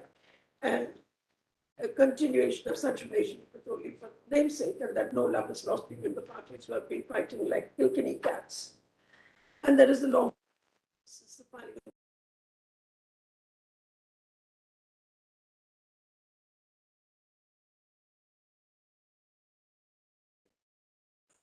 Just that, yeah, that. On the interpretation of 23, I would recommend para 23. Okay. Para 23.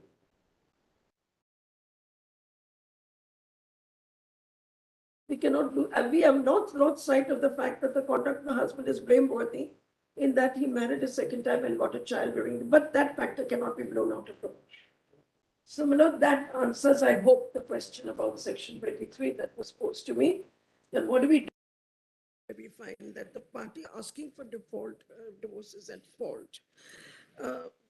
Then, my lord, it is also important that before a decree is granted, an attempt should be made to reconcile. In view of the foregoing, the answers framed by this honorable court, as quoted here and above, may kindly be answered accordingly. However, it is submitted that before such a decree for divorce is granted on account of irretrievable breakdown of marriage, certain safeguards for the parties to the marriage, in particular the wife, are needed to be put in place.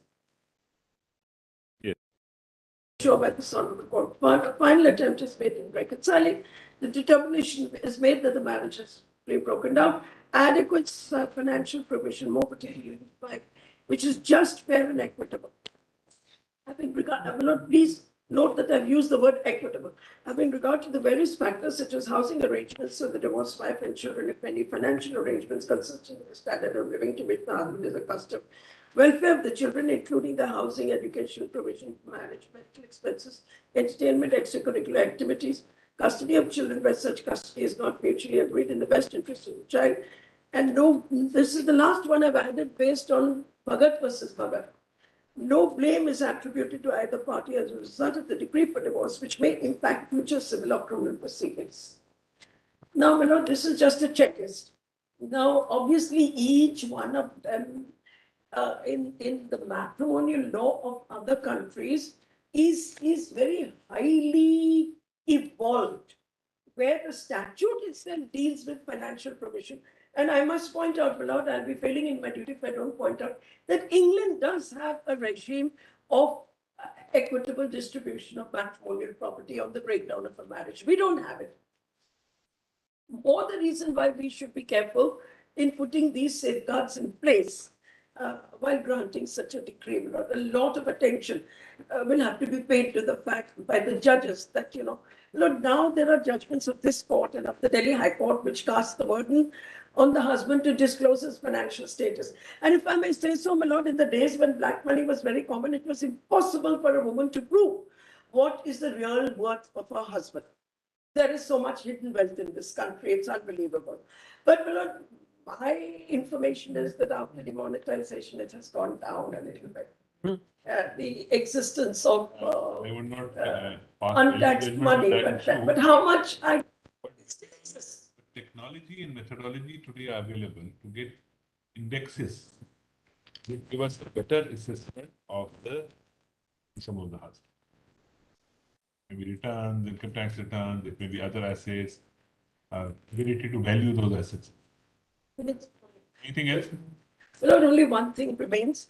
I am keen on your lordships accepting the proposition that the right to marry and the concomitant analogous right to not to exit a marriage is a fundamental right. I would put it squarely under the right to life and liberty, read with the right to form associations. Well, at the end of the day, a marriage is an association. It is it is the right to affiliate. One's fundamental rights are subject to reasonable restrictions. It is, Lord. It's It's going to be, principle is Lord, fine. whether you like it or not, it's going to be a very major issue which is going to surface in this country. In a multiplicity of situations. Not that I'm arguing proxy for anything, but I need to let you know that there are petitions pending in the court where gay people have said we also have the right to marry because it's the right to affiliate. What the court will decide is not for me to say. But this is well traversed ground. Can we step into those domains in these proceedings? Would be difficult to. I may have my own views in it, but if I step into those domains is a little difficult because then it would be really foreclosing the opportunity in those cases of this issue being debated. And Well, I am more interested in saying that right to divorce is a fundamental right. I am not asking you to address for the purposes of this case. For the purposes of this case, my lord, what we're looking at is there a right to divorce? there is a right. What is the nature of that right? See, there is no doubt there is a right to divorce. There is no doubt there is an enactment now for right to divorce in every position. Question is where there is a cause, and the cause may be by one person or both persons or other person. As long as people cannot live together, you are saying that they must have an opportunity to part ways and live their life. Look, like all laws, it has to pass the test of reasonable restriction. If it's a fundamental right, then like all laws, it must pass the test of reason. If you unreasonably keep two people in a bad marriage, then, my lord, I'm sorry, the law is liable to be declared bad in law. That is why it's important to understand what exactly are we dealing with. We are dealing with intimate relationships. An intimate relationship, no decree of the court can force an intimate relationship. That I'm only arguing that you must keep that in mind. But I've got a few additional submissions. I'll finish quickly before we close for lunch. But they're already in writing. I've given a volume, and I won't take you through the literature on the subject, but there is literature. And the primary additional submission, just tell it. Ma'am, those additions. The primary one is, Lord, I'm just adding one more submission, and that is the right to marry a person of your choice is a fundamental right and guaranteed under 19(1)(c), read with Article 21. Equally, is the right to divorce must be considered a fundamental right, and no unreasonable restrictions can be put on it. It is submitted that the right should be protected under 19(1)(c). It is submitted that the right of association includes two rights: the right to form expressive associations, such as unions, and the right to form intimate associations, such as marriage and familial bonds. Then, there is this judgment of the Supreme Court in Roberts, which was a very interesting judgment. A club said we'll keep out women. And the law that was passed said that you can't keep out women.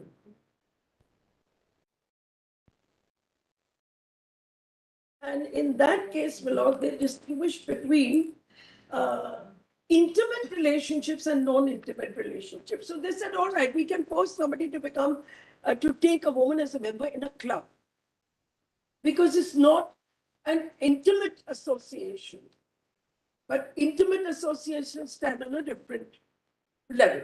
So only for that distinction between the two associations, my lord, the case is known as Roberts. It's there in the compilation. Yes, you've given it a note on it in para 2 of your editions. Para 2. You already incorporated it. That is allowed on the well-traveled ground, well-traversed ground by this court on Puttaswamy. I'm sorry. Yes, Malone, there that the summary of Roberts submitted the United States Supreme Court in Roberts, where the constitutional validity of public accommodation laws was under challenge, held that the guarantee and the 14th Amendment of the United States Constitution protected, among other things, the right to marriage, childbirth, cohabitation, and with one's relatives. Such a right would also entail the freedom to leave such intimate association. This, I suppose, is my submission. This submitted that the right to form intimate association is the part of the freedom of association and 91C of the Constitution of India. The right to enter into association has an analogous right to leave in such an association without state interference. Now, my lord, this should be modified without, there is state interference in the form of the judge, the judiciary. So therefore, my lord, I would modify it and say reasonable restrictions can be imposed on the right, but not unreasonable restrictions. My lord. And to deny a divorce on the ground of irretrievable breakdown would amount to an unreasonable restriction than the right to leave a bad marriage. Then, my lord, your lordship may We'll go go through through it. Roberts, the full text. I point that in this volume is also literature about how bad marriages impact children. That your lordship will find Yes. at page 31, Conflict and then damaging effect. and how bad marriages are also bad for the two parties in question. There is an article on that as well. I mean, to me, it's common sense, but then academics want research, and that's why I've given you the research. Thank you. My lord, I am here in my capacity as amicus, and therefore I can only persuade you.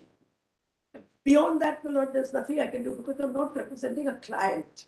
Doesn't make a difference. But You are still persuasive enough. I have to say that your lordship have given me the liberty to express my point of view, but in my capacity as amicus. Thank you. My lord, there's no judgment of this court incidentally on what is the goal of an amicus. I haven't seen it. I've been looking for it high and low. In one sentence to make us write better. Mr. Giri, you will begin at 2 o'clock? Yes. Obliged, my lord, for the patient. After Mr. Giri finishes, I'll take about 45 minutes. How much time will you take? Not more than 40 minutes. Let's try to wind up today Very because I'll convince myself. I've scheduled other constitution benches immediately after reopening. So I would like to, I anticipated only about kept 1 day's cushion. I would read from the judgments, but not for the compiled. So lordships would give us some time also. On what? See, divide your time. Both are saying. Ultimately, it will be repetition otherwise. Correct, we'll not repeat. All of you seem to be, I've not had a different point of view. All of you seem to be on this basis that in different ways, please Yes. exercise this power. Yes. But I am going to be Opposite. separately to the point. Oh, The lordships cannot exercise. Oh, No, I'm no. glad my learned friend mentioned that. no, it's at least that somebody puts a different point of view. Somebody has to put a different point of view, so we have the satisfaction of. Really, because the way 142 has been used by this court, it's matter of No, concern. the loose copy. From income tax, for all kinds of matters, 142 is now being exercised. And that's a matter of great concern. Probably on the argument about fundamental right to association and then fundamental right to get divorce, we may not be agreeable with the submission, you know. But on the question framed, you know, we would argue that yet, yes, it can be exercised, it can be molded, it can be read into the enactment. Will be our submission. If Mr. Dave, One, But I try to wind up not in 30, 35 if minutes. you can wind up in 30, I'll just 35 make the minutes. points And for- similarly, Mr. Dave, if you can make an endeavor to conclude. Minutes next. I won't take. I'm trying to persuade you to take 10 minutes less so that the others get it done. I should have mentioned, just give me 2 minutes, below, delay your lunch by just 2 seconds. At 2019, page 1, just make a note of the judge. It is a case where the issue was whether voice sampling can be done. Yes. And one of the arguments was that this would go against the right to self-incrimination. The court rejected it. But what is important in support of my argument that it can be done under 151 is, Lord, this court actually said we can give this power to the court, to the magistrate court, para 22. That was done. So far as the second basis of the view taken is concerned, we have already expressed our opinion that what may appear to be legislative inaction, very important, but not in the light of Mr. Dave's submission. To find, no, because he's, I know you're advocates, and I'm glad there's a contrary point of view because I can counter it.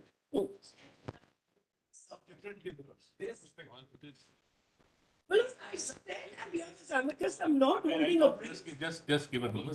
Yeah, let's speak. Serious inroad on Article 23. And it's completely contrary to. Okay, thank you. My lord, I can tell you I- many judgments in this court, all I can say but they are judgments of the court. You're not depriving us for lunch. You don't tell me what to rely on, okay? What to rely on and what not to rely on. It's not your remit in this court. Something, apart from depriving us of earlier lunch, I have a meeting also of some concern to lawyers. We will sort out that problem. So, just, my lord, your lordship will look at this judgment where there's an interesting discussion on whether this is We'll legislation read or through not the- legislation. We will read through the interest. Yes, Thank you. Lord, please do because it can be done. Thank you.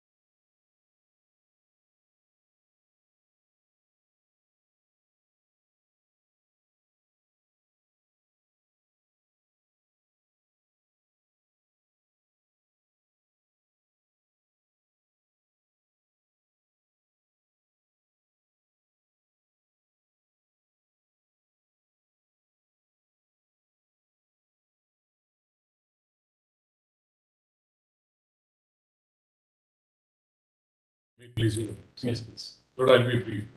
Except that, my lord, on two aspects, probably, my lord, what I like to comment for your lordship's acceptance, I'll mention it. Yeah. But the paragraphs in the judgments, my lord, the judgments are all condensed in two compilations. One which was handed over yesterday, the other which was handed over. I'll give the paragraph numbers of the judgment. Or if your lordships feel, because of this paucity of time. Yes. There is the purpose of this reference. I'm looking to the purpose of this. There are three questions. Actually, only one has been dealt with. Healthcare. Yes. There is no disagreement also on large principle. No. Only what we framed as the additional question. Yes. Our mind is the real question. Yes. But then also your lordships have 142 power be exercised. Therefore, your lordships have kept in mind the situation where the honorable court is called upon to exercise it. Correct. Your lordships questions, the question it's not really taken the question as to whether the power can be given to the family court to dissolve a marriage on irretrievable breakdown of marriage. That question doesn't seem to. The Judging Commission, take a note of this. You may not labor on that aspect. Yes. Let us have, I think, this issue really, substantive issue is there anything whittling down the power of the Supreme Court under Article 1? No, no, nothing It's is an order for, because here, Mr. Dave, that's the aspect is Mr. Dave speaks to say. Yes. No, my lords, there are only two self-restraints formulated by this honorable court. And even note of the learned Attorney General says the same thing. Yes. You can't exercise powers under 142. Says, my lord, that you can't exercise a power under 142 when one prevents any of the part 3. 2, when it goes against any substantive breach. Part 3, of course, my lord, it doesn't. But I may not come in for your lordship's acceptance. What Singh was saying, that the right to get a divorce should also be a fundamental right. I think that's pitching it a bit too high. Anyway, my lord, probably the safer route would be that it is not a matter which is engaging your lordship's attention in these proceedings. Maybe sometime later, as law progresses, and maybe when your lordships also are There are time for that thing is coming. yes, then apparently The time for that thing is not. yes, yes, the Both time socially, legally, politically, everywhere. correct. Therefore, I don't think that is probably not a path where your lordships would think it appropriate to tread upon at this point in time. Otherwise, when your lordships exercise a power under 142 in this case, obviously it doesn't violate anybody's fundamental. Then, my lord, does it violate substantive provision? My lords, the section 13, which deals with the grounds for divorce under the Hindu Marriage Act.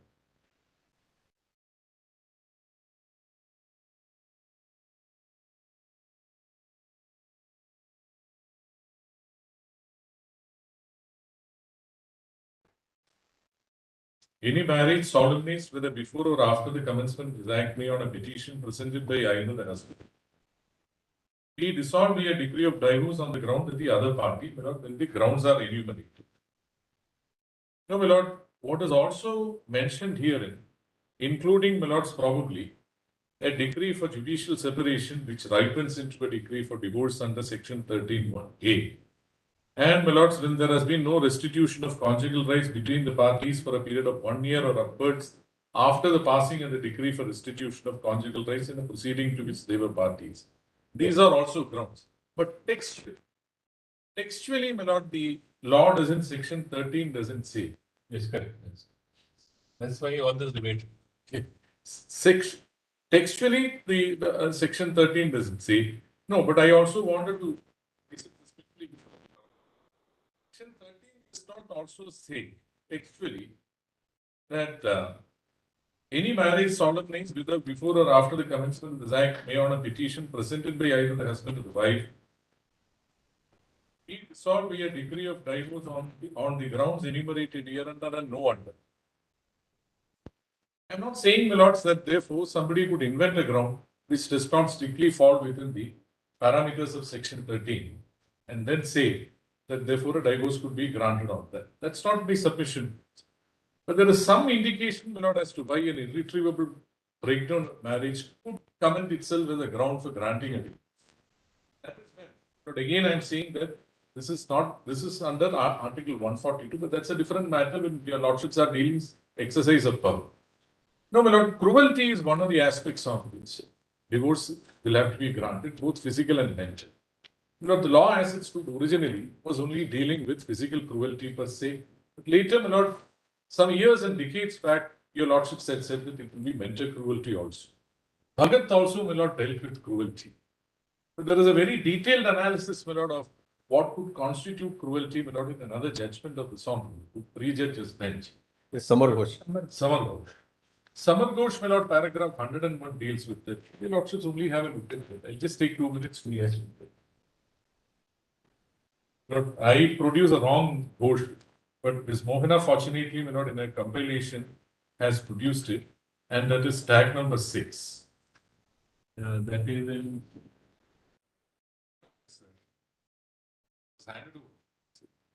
2007 4 SEC file. Breakdown of marriage, one spouse plus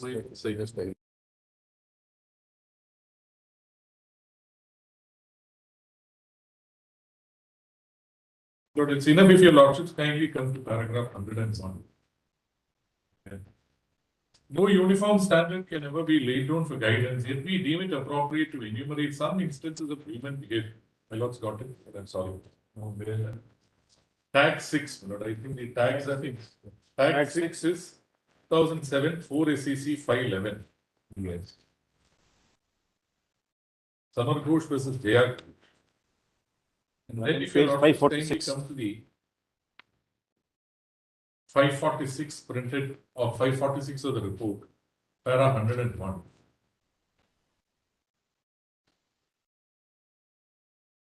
Clause 14. Yes. Clause 14 is the Yes.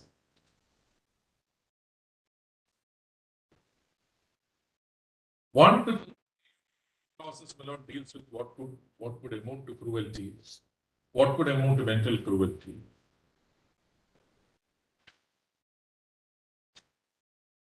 I would commend this for your lordship's time reading, my lord, later, because I don't want to take up your lordship's time in this.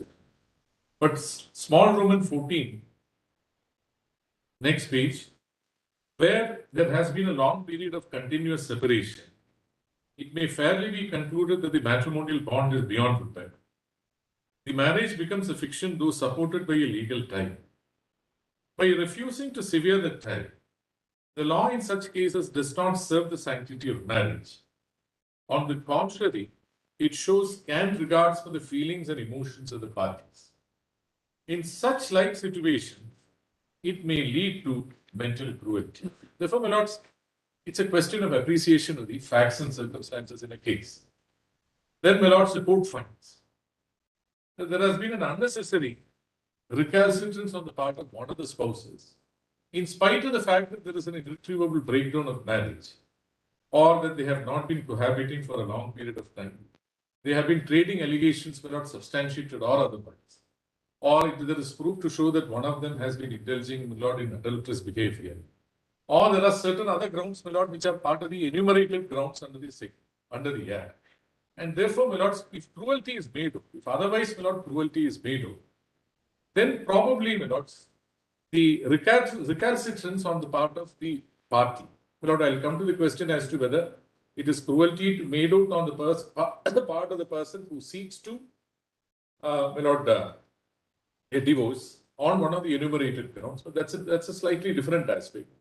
But otherwise, my lord, if on the facts and circumstances and on an appreciation of materials it is made out, that if the marriage is irretrievably broken down, that there is no cohabitation, parties have been living separately, they have been trading allegations, and my lord, they have been living separately for a continuous long period of time, and the litigation has also proceeded to some extent. Nevertheless, there is a recalcitrance on the part of one person, one of the spouses, my lord, not to consent for a resolution of marriage, but say that I'll hold on to it, I'll make her pay, or I'll make him or her pay for it. Let them litigate for another. Then that is one of those areas where your lordships could come in and then say, this amounts to a cruelty. That also happens often at times. Yes. Where somebody feels that, okay, you have spoiled my life, I will not let you leave your life. Correct. My lord, if it comes to that, my lord, why I respectfully submit that this may, of course, my lord, your lordships may have to elaborate on it, but that's your lordships may consider whether it is worth elaborating. See, it's very, I don't know, speaking for myself, it's very difficult to think of all the innumerable Myriad situations, you know. which may arise, especially in an interpersonal relationship. And where exactly we should work it out. Honestly, something like 136. Can you say in what ground 136 will be worked out or not? You see it and you feel this is a case for 136 or not. Some variation will occur because Correct, court Lord. sits in different benches. Not Though the law may not be completely in favor of interference. Similarly, Nevertheless, where to exercise, which factual scenario? Very difficult to enumerate, give all illustrations, give all possibilities. There it should be exercised. Issue here also before us is this, according to me. Are we entitled to exercise under 142? Your We are lordship, not setting down the norms that where all we should exercise under. Either we have a right or we don't have a right. no, my lords, the power under 142, my lord, pristine, power under 142 is not cribbed, cabined or confined by any, my lord, any restraint, either flowing from the constitution or for that matter flowing from any statutory provision. It's plenary in character. My lord, I'm only repeating the words that this honorable court has used in several judgments dealing with that. Part of the compilation, my lord, at least 2 judgments deal with the power under 142. But I'm not taking up your lordship's time. I have given the relevant paragraph numbers also. Roypa, my lord, several other cases when Premchand Gar, Union Carbide, Supreme Court Bar Association, BSP Rajana. All those, my lord, serial numbers 23, 24, 25, and 26 in this compilation deal with that. My lord, I have given the page numbers.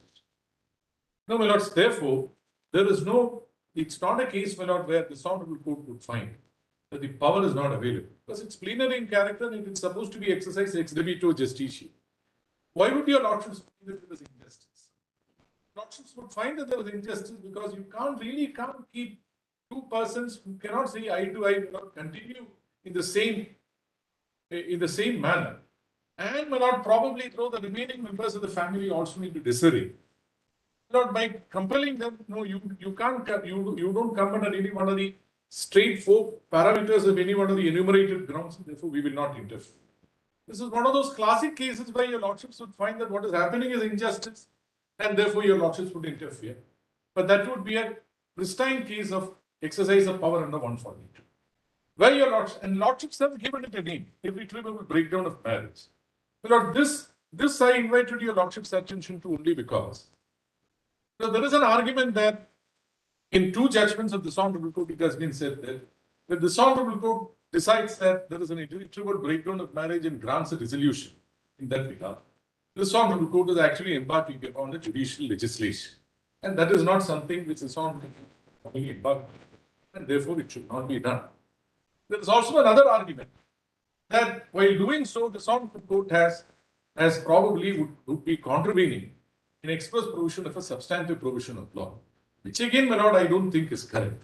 There is no express provision of law or statute which is being contravened when the honorable court says that, yes, this is one of those cases where there is an irretrievable breakdown of marriage, and therefore it would be better that the parties are resolved to a degree of resolution of marriage as such. It is an area where actually the legislature and his wisdom has not created a ground. So it's absence of ground, not prohibition of. That's right. That's it. Therefore, my lord, please put it, my lord, this I would most respectfully come on for your lordships. Accepted. In exercising the power under 142, your lordships are not contravening any exception. Obviously, your lordships are not contravening any fundamental right. Obviously not. There is no substantive provision which is being expressly contravened. And it is only in that regard, my lord, as I said, that section 13 does not speak about an exhaustive enumeration of the grounds. That is not to say that one can invent ground and then go to the court and then see. That is why, my lord, I would respectfully submit this para 14, put it on that platform, which is discernible and textually available from a reading of section 13 of the Hindu Marriage Act. That an unusual, unjustified recalcitrance on the part of one of the parties to the marriage to cling on to it and not grant a divorce or not let the other party free, in spite of, my lord, there is an irretrievable situation of irretrievable breakdown of marriage, would probably amount to a mental cruelty, my lord, which is discernible clearly, my lord, under section 13, which is one of the grounds Page under section 13. Which I think cruelty, we don't intervene.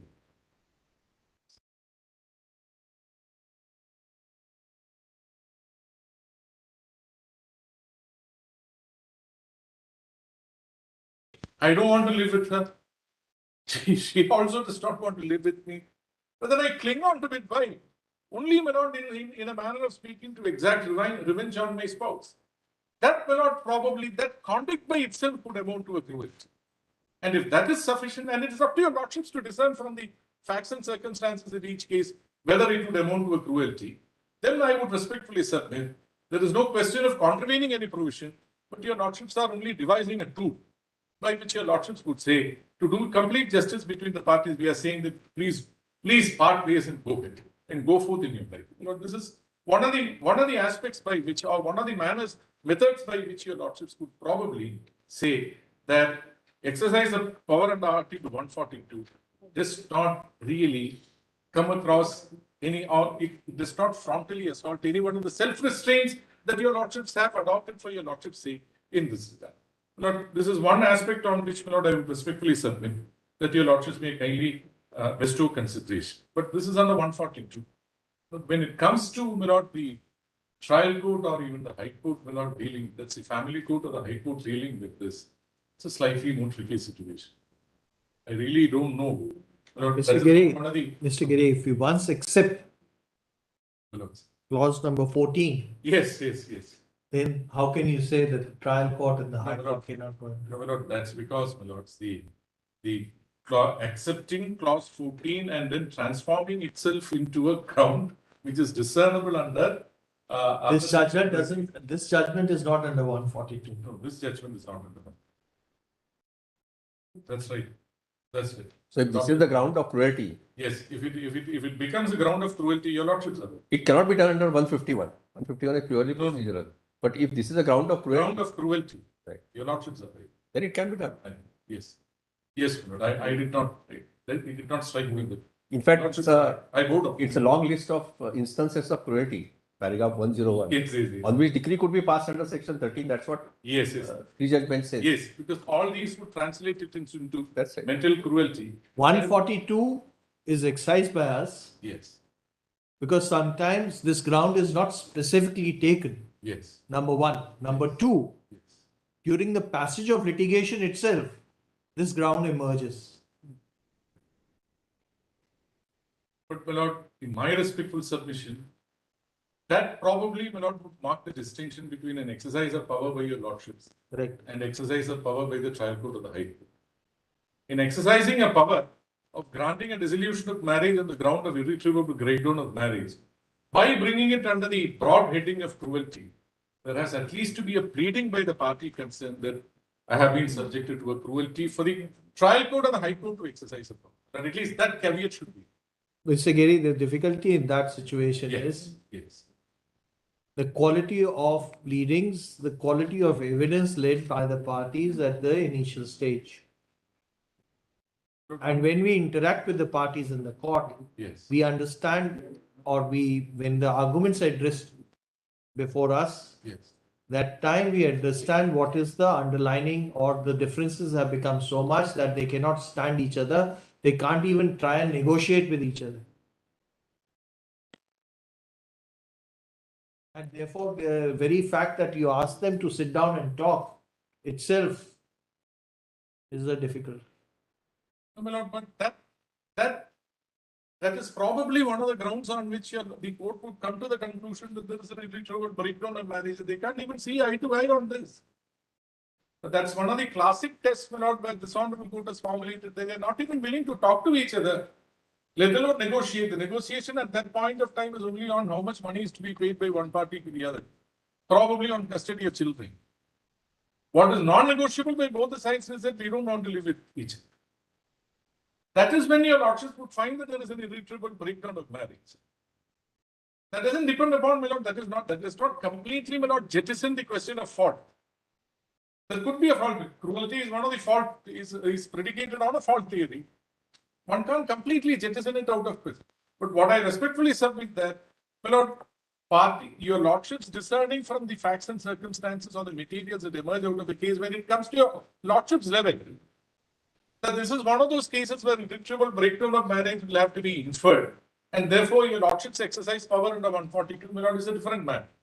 I'm saying that when your lordships lay down the law now, that it could also come within the broad ambit of cruelty, then I would respectfully submit that then the power of deciding that there is an irretrievable breakdown of marriage and granting a dissolution, if to be made available to the trial court or the high court, would at least require one caveat.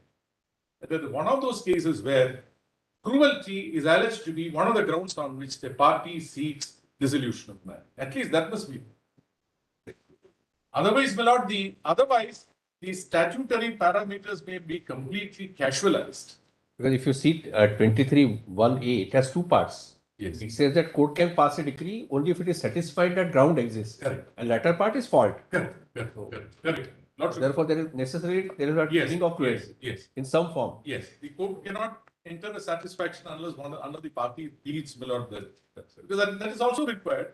My lord, it would be there. It would be there. What will be the extent of pleadings? That's another issue. That's a different matter. Ground of cruelty has to be pleaded. Yes, but it must be there.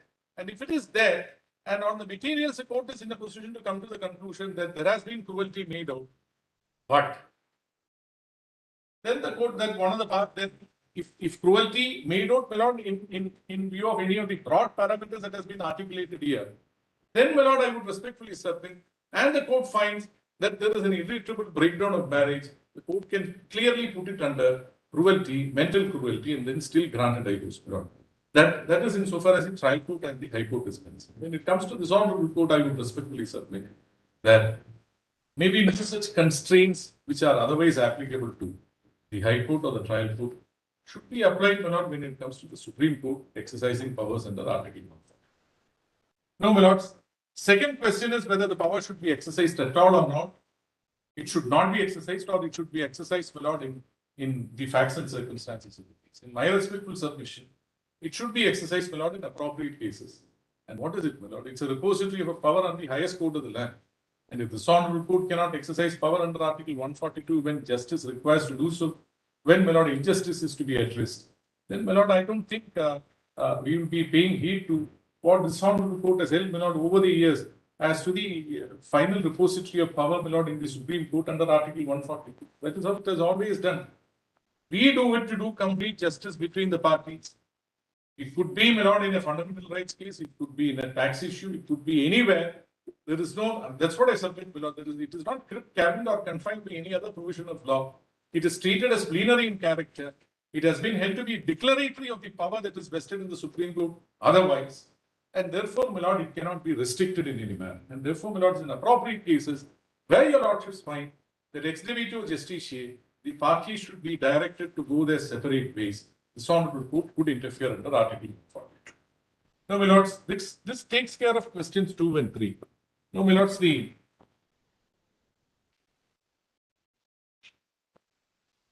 yes. Now, my lord, if your lordships kindly come to this thing, volume 1. Yes. My lord, my written submissions are at page 12 to 17.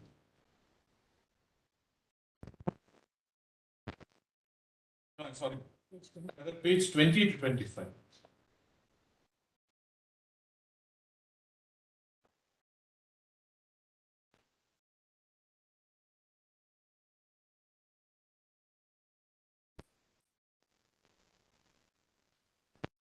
Lord, question 2 at page 20, whether the exercise of such jurisdiction under Article 142 should not be made at all, or whether such exercise should be left to be determined accident. Answer now. And the third question is what your lordships had formulated, my lord, at the last hearing. That again, my lord, I have extracted the next page, my lord, page 23. The orders are also placed on the whether the power under Article 142 of the Constitution of India is inhibited in any manner in a scenario where there is an irretrievable breakdown of marriage in the opinion of the court, but one of the parties is not consenting. That is also, my lord, I just attempted to answer your lordships. Answer that question. My lord, the first question is what could be the broad parameters for exercise of powers under Article 142. of the Constitution to dissolve a marriage between the consenting parties without referring the parties to the family court to wait for the mandatory period prescribed under Section 13B of the Hindu Marriage Act. Again, my lord, your lordships have confined into a question of Article 142. Now, my lord, can I just read for a moment, my lord, just these 1.5 pages, and then, my lord, I'll just make a submission of that. Question 1. What could be the, I've just read the question. Then, my lord, the first part of it, I only reproduce. Lordships would have also noted that Section 13B, the analogous section under the Special Marriage Act is Section 28. Then, my lords, the first paragraph beginning at page 21. The period of 6 months mentioned in Section 13B2 is referred to as a cooling period by this Honorable Court in several judgments. Largely, this Honorable Court has held in several judgments that the 6 months period referred to in Section 13B2 need not be considered as mandatory when this Honorable Court exercises powers under the Article 142 of the Constitution to dissolve a marriage. The following judgments are relevant. My lord, I have given the judgments. All of them are part of the compilation. In fact, Mr. Giri, Yes. one decision takes a view that even family court can get rid of this 6. Yes, my lord, that is the judgment by Justice Goel That's right. in that Amardeep Singh Amar- versus Arvind Kaur, 2017-87. On that, your lordships may consider whether that is required or not. The powers of the Honorable Court under Article 142 of the Constitution are always exercised exclusively to justice, to complete justice between the parties. Following judgments have held as follows. I have mentioned these 4 judgments, but not all of them are part of the compilation. The Honorable Court has consistently held that the power under Article 142 is constitutionally conferred on the highest court of the land alone, and the power by itself cannot be considered as confined by any statutory provision. Nevertheless, the self-restrained advice by the Honorable Court and practiced as well as this is that direction under Article 142 cannot be in derogation of any rights under Part 3, including Article 32. It cannot be in direct contravention of any provision of a statute. In the above backdrop, it is submitted that under Article 142, the Honorable Court in appropriate cases direct a cooling period of 6 months be reduced away by declaring the dissolution of marriage to come into effect immediately, provided parties have already expressed their consent for a dissolution or do so in an appropriate way. It is submitted that such an exercise of power would obviously not be in contravention of any right available to the person concerned in the party, nor will it substantially impinge upon a substantive provision of law. This is because Section 13B1 enables the parties to move an application jointly for a dissolution of marriage, not on the fault of either of them, but on consent. This provision deals with the conferment of a right. It is substantive in character. Therefore, separation of the parties to the marriage for a minimum period of 1 year as a condition precedent for a joint petition for divorce by mutual consent will have to be treated as mandatory. Obviously, this condition would have been invariably fulfilled in any case where the Honorable Court decides to exercise power under Article 142 by granting a decree for dissolution on mutual consent. In contradistinction to subsection 1, subsection 2 of section 13B deals with procedural aspects in essence. At any rate, the prescription of 6 to 18 months has nothing to do with the conferment of a substantive right on the parties or on the jurisdiction of the court to grant a decree for divorce. In cases where the Honorable Court considers it appropriate to exercise the power under Article 142, a compliance with under section 13B2. Obviously, in such cases, parties would have been litigating over a considerable period of time, and when ultimately the matter reaches the Honorable Court and they decide to go in for a divorce by mutual consent, a further direction to again approach the family court with a petition by mutual consent. Once they render negatory, the clear intent and purpose behind the highest court of the land exercising an inherent and constitutional power to render complete justice between the parties. It is submitted that the following could be considered as a broad parameters for exercise of power under Article 142, as delineated in question 1.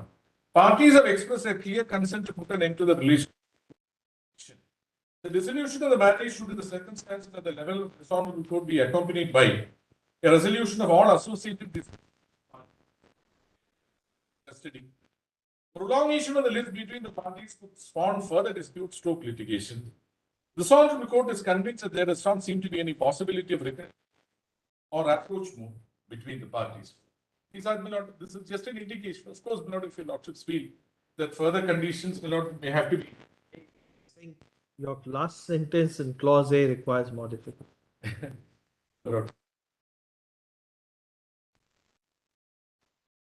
Page 23.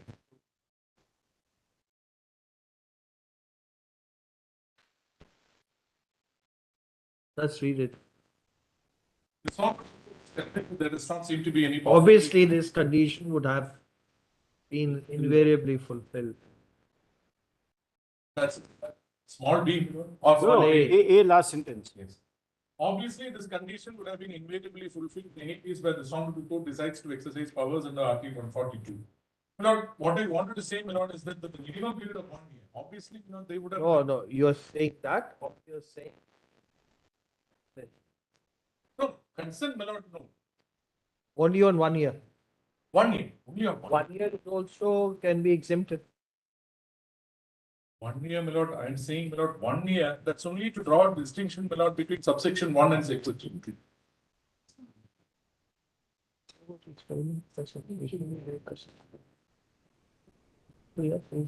No, what's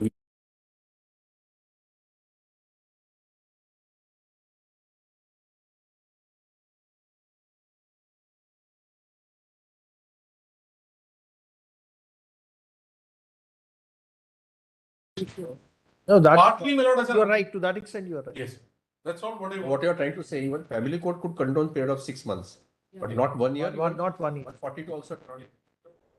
Say that here. That's a matter on which your lordships will have to discuss. No, that's fine. That's not one of the questions referred, my lord, therefore That's- I did not make, able to make a submission on that. But if, but just as a matter so that your lordship probably thinking about it. My respect submission, my lord, that power of waiving of the statute. You're right. You may be right. Of 6 months should not be conferred, my lord, on the child. That's not necessary. Why this honorable court exercises power at all? Because the parties have been litigating for a long time. And therefore, my lord, to tell them now, you go back, now that you have consented for a resolution, you go back, then file a fresh petition for divorce.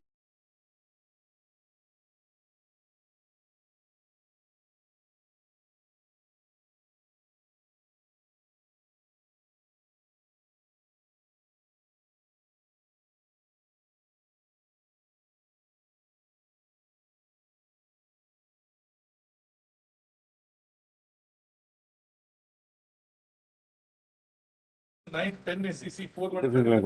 It cannot be waived by the family court is what is mentioned. The point philosophy seems to be that people can be impetuous in their behaviors. Absolutely, absolutely. So give them some time and they should work it out. Correct. Therefore, the consistent line appears to be family court can do away with period of 6 months, but not 1 year. No, family court also. Lord, I would respectfully submit, when it comes as an original proceeding before a family court, it's better to insist on that period of. Lord, it's a completely different scenario when it comes to this honorable. Parties have been litigating, my lord, for ages. And they have been litigating for ages, my lord, on consented ground, on contested grounds.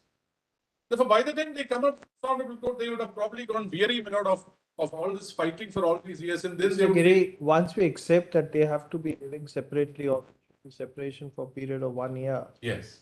then and then they move by joint application. Sometimes they want to get on with the life. Life. They have to move on from the stage. Lord, when the honorable court lays down it as a law, Lord, when the honorable court exercises power, Lord, obviously, it's at this level. There wouldn't be anything rash on that. But, my lord, to give that power to the family court, my lord, across the board, in all cases. No, even Lord, that judgment qualifies in which cases power can be exercised. Yeah. A blanket power given to the family. 2017 judgment. Yes. Justice Goel's judgment. Yes. So that following that judgment, cases have been decided as weak.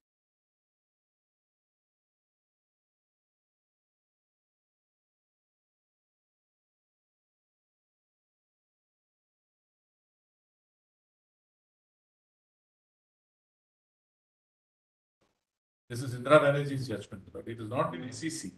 I just took the SEC online copy.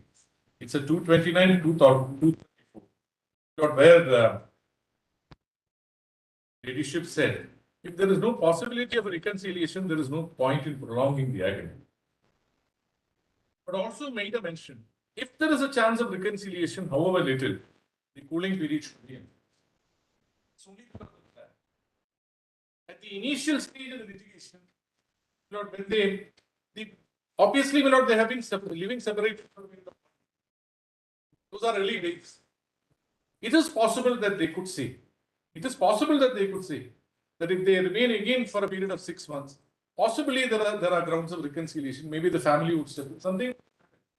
Therefore, my lord, at that stage, maybe the waiver of a 6 months period. I don't know, Lord. I leave it to your lordship. These are possibilities. There may be numerous possibilities. I've seen in Delhi Mediation Center, 2 people divorced, custody issue on, went to mediation. Mediator Sadhna Ramchandran persuaded them to live in the same house for the benefit of the child.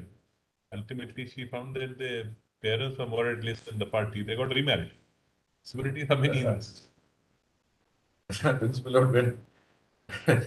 That's why when I was But, that in the Indian system, there are many things which come from both sides, not only a union of 2 parties.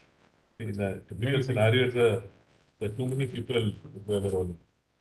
The only thing is when they come after the separation of 1 year, then they come. And suppose, my lord, the courts are given the extraordinary circumstance. Courts are given, my lord, the power to waive it in every case.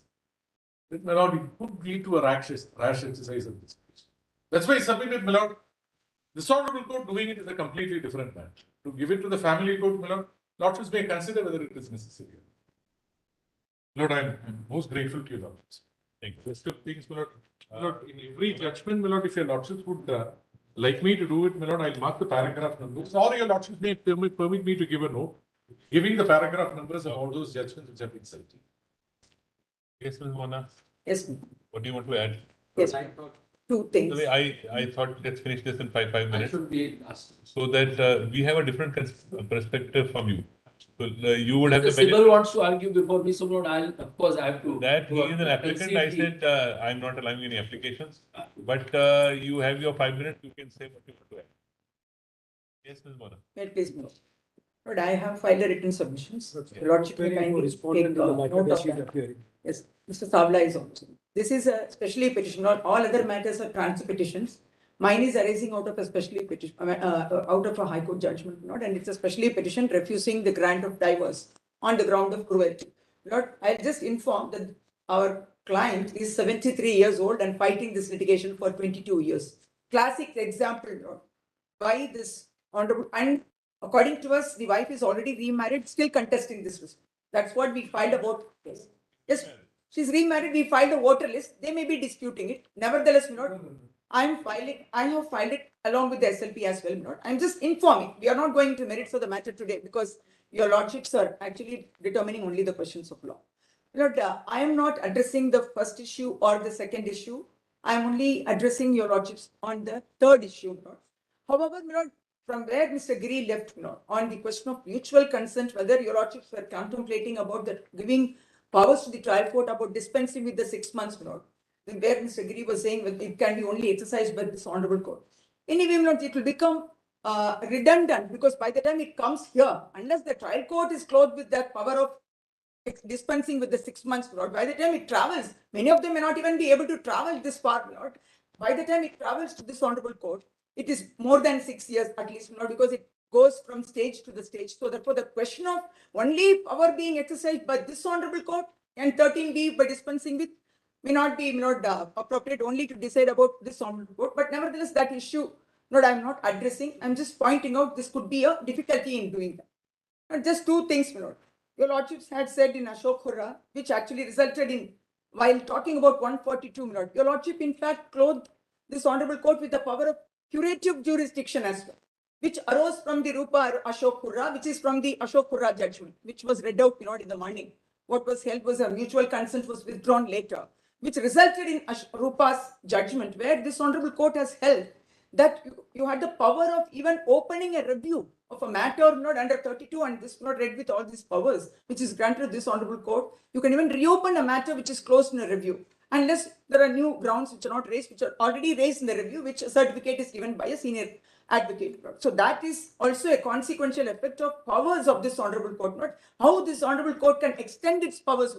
Also, to buttress the point which one of Ms. Jaisingh's points, which I had also noted, is that the parents' patria jurisdiction of this honorable court. My lord, your lordships are not even, like your lordship just now said, marriage is not merely between two individuals. It's also between two families coming together. There are many people involved in the question of marriage. Not when the disputes arise, it is actually the families which are affected. Nobody is talking about the mental health of the child and the family members, my lord, in the long run. Families are effective, but families also Intervene, and but subsequently what happens, the product of marriage, the child will not, most of the circumstances, most of the cases, there is a child. That is always so. Yes, so therefore, in the interest of the child also, your lordships has gone to the extent of saying, you know, in a case where twins were there, and they were inseparable twins, where there was a PAL brought to this honorable court, parents were refusing to separate the twins. You know, of course, there was no medical board was ordered here. Parents did not advise, did not go in favor of that. Some good Samaritan approached this honorable court under 32, and it's a reported judgment, my lord, in 2013. This honorable court would say, even if the parents are opposing, if it comes to the welfare of the child, this court, in its parents' patria jurisdiction, my lord, will go to the extent of passing such directions. So I am inviting, commending this honorable court, my lord, under 142, your lordship will combine the jurisdiction of parents' patria as well, my lord, while exercising this jurisdiction under 142 to dissolve a marriage and on the ground of irretrievable breakdown. Please take that into consideration, that a child's interest and the family's interest as well is concerned as a parent's patria, my lord. And thirdly, my lord, that Your SLP is tagged with this. it got tagged, my lord, actually. It got tagged. It got tagged. In a way, factually also we'll have to deal with it or not? Sorry. It may go back to division bench. It may have to, my lord. In fact, my lord, just let me bring this the notice of this honorable court, my lord. It is from Bombay High Court, my lord. Justice Oka is also a party to the impugned judgment, where Justice Oka would say, After the legal issue is discussed. legal issue, your lordship may, there are, Only hearing of the legal issue. yes, yes. So I'm not even going into the merits. I'm saying, in fact, irretrievable breakdown was noted. What's your number? But it is 501.6, it should be today. Now, what's the number? Sorry, SLP to civil 32449. It's there on the written submission. 022? 032. 2449 of 2017. No, but that's- Sorry, the zero will not even come. Sorry. 32449. Yeah, 32449 of 2017. Order, just take down order in this. Think that insofar as the decision on merits of the SLP is concerned, matter will have to go before bench of two judges. But since the judgment of this, the constitution bench would have a ramification Yes. on that case, limited to the aspect being debated before us, the parties have been heard. Yes. Except for the parties have been That we can hear them as amicus program. Correct. Lead time. Yes, Lord. However, I may be permitted to finish the address. Yes. To finish, but we want to take care of that. Yes, yes, Lord, yes, obliged. Lord. Now, kindly, my next submission, the next submission is that, as your lordships had also observed, society has evolved, but law, my lord, has not been able to catch up with the level of, my lord, the advancement that has taken place today. In fact, today, my lords, the society is contemplating a same-sex marriage. The society has already gone into live-in partner relationship, which is recognized in terms of law.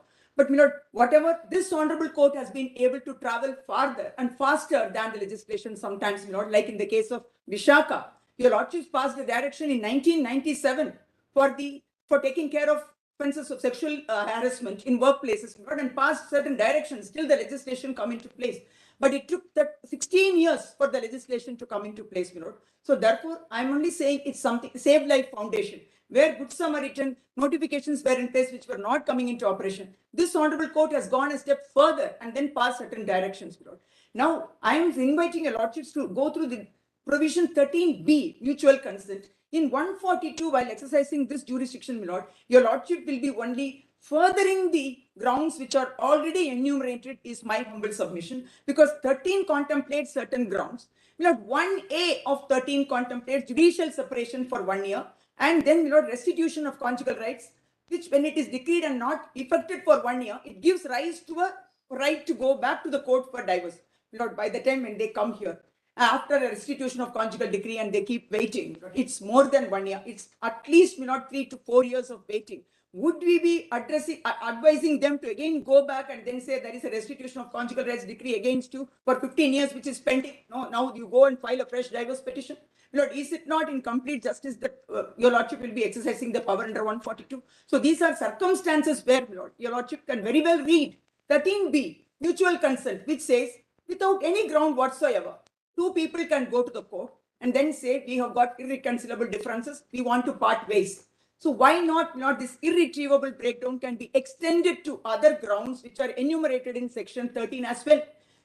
Irretrievable cannot be a ground as such, Lord, I agree. But when you read as such grounds of cruelty, desertion, or whatever instances which has taken place over a period of time, that as a bundle forms a ground of irretrievable breakdown, which your Lordship will not then take that into consideration while exercising powers under 142, my Lord.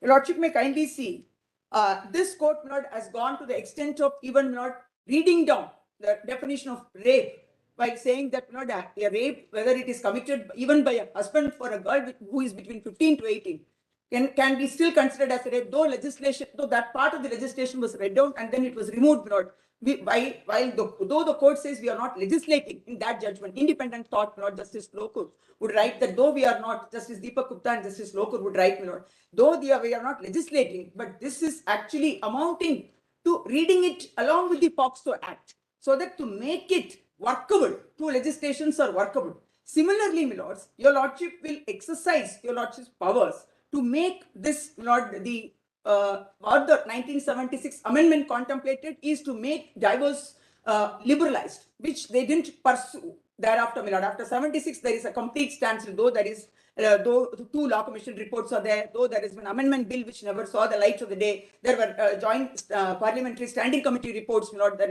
nothing has been followed. So all that is there. So nevertheless, my lord, your Lordships can read all these into the grounds of the divorce and, my lord, 13B as well.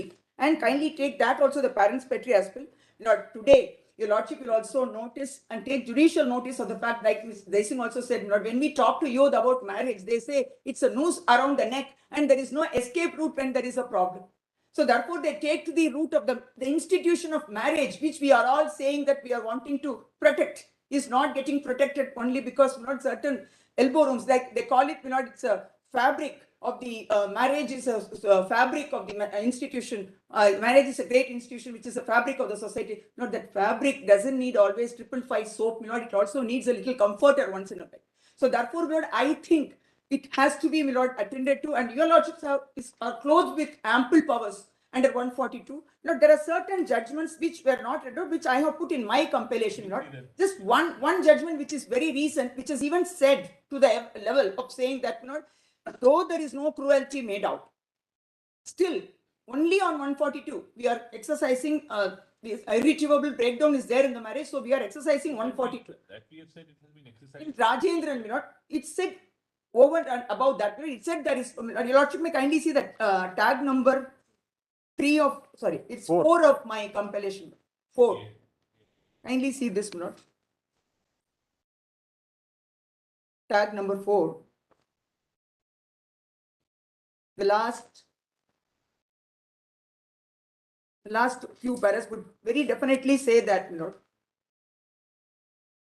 It follows, my lord, your Lordship judgment in Shiva Shankaran, and then it's in para 35. It would say that, that the judgment is followed. And para 33 is the, but 33. They affirm the judgment but exercise 142. Yes, ma'am. Para 33 is what they are exercising Article 142. However, they say that para 29, they are saying there is no merit at all, and therefore there is no argument that they don't sustain. They say there is no cruelty, and every marriage cannot be on that ground. It can't be. Nevertheless, they find there is a subsequent marriage. What is it? That is this Rajendran law. And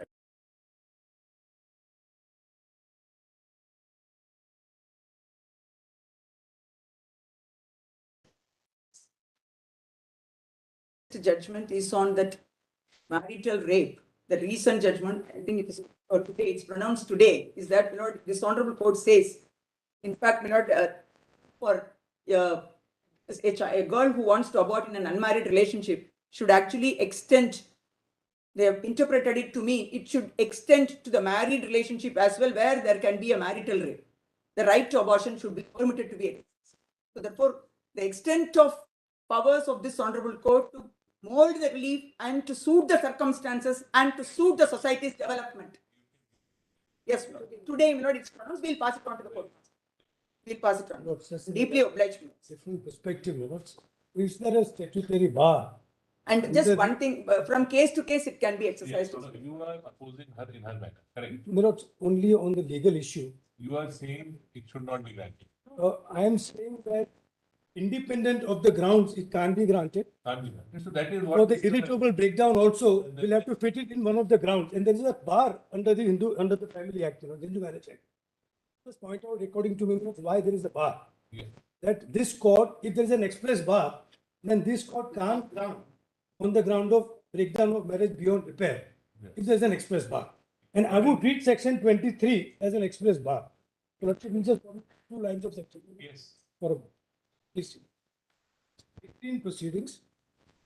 23(1). In any proceeding under this act, whether defendant or not, or non-travelers also can't get a judgment, you have to prove your whether defendant or not.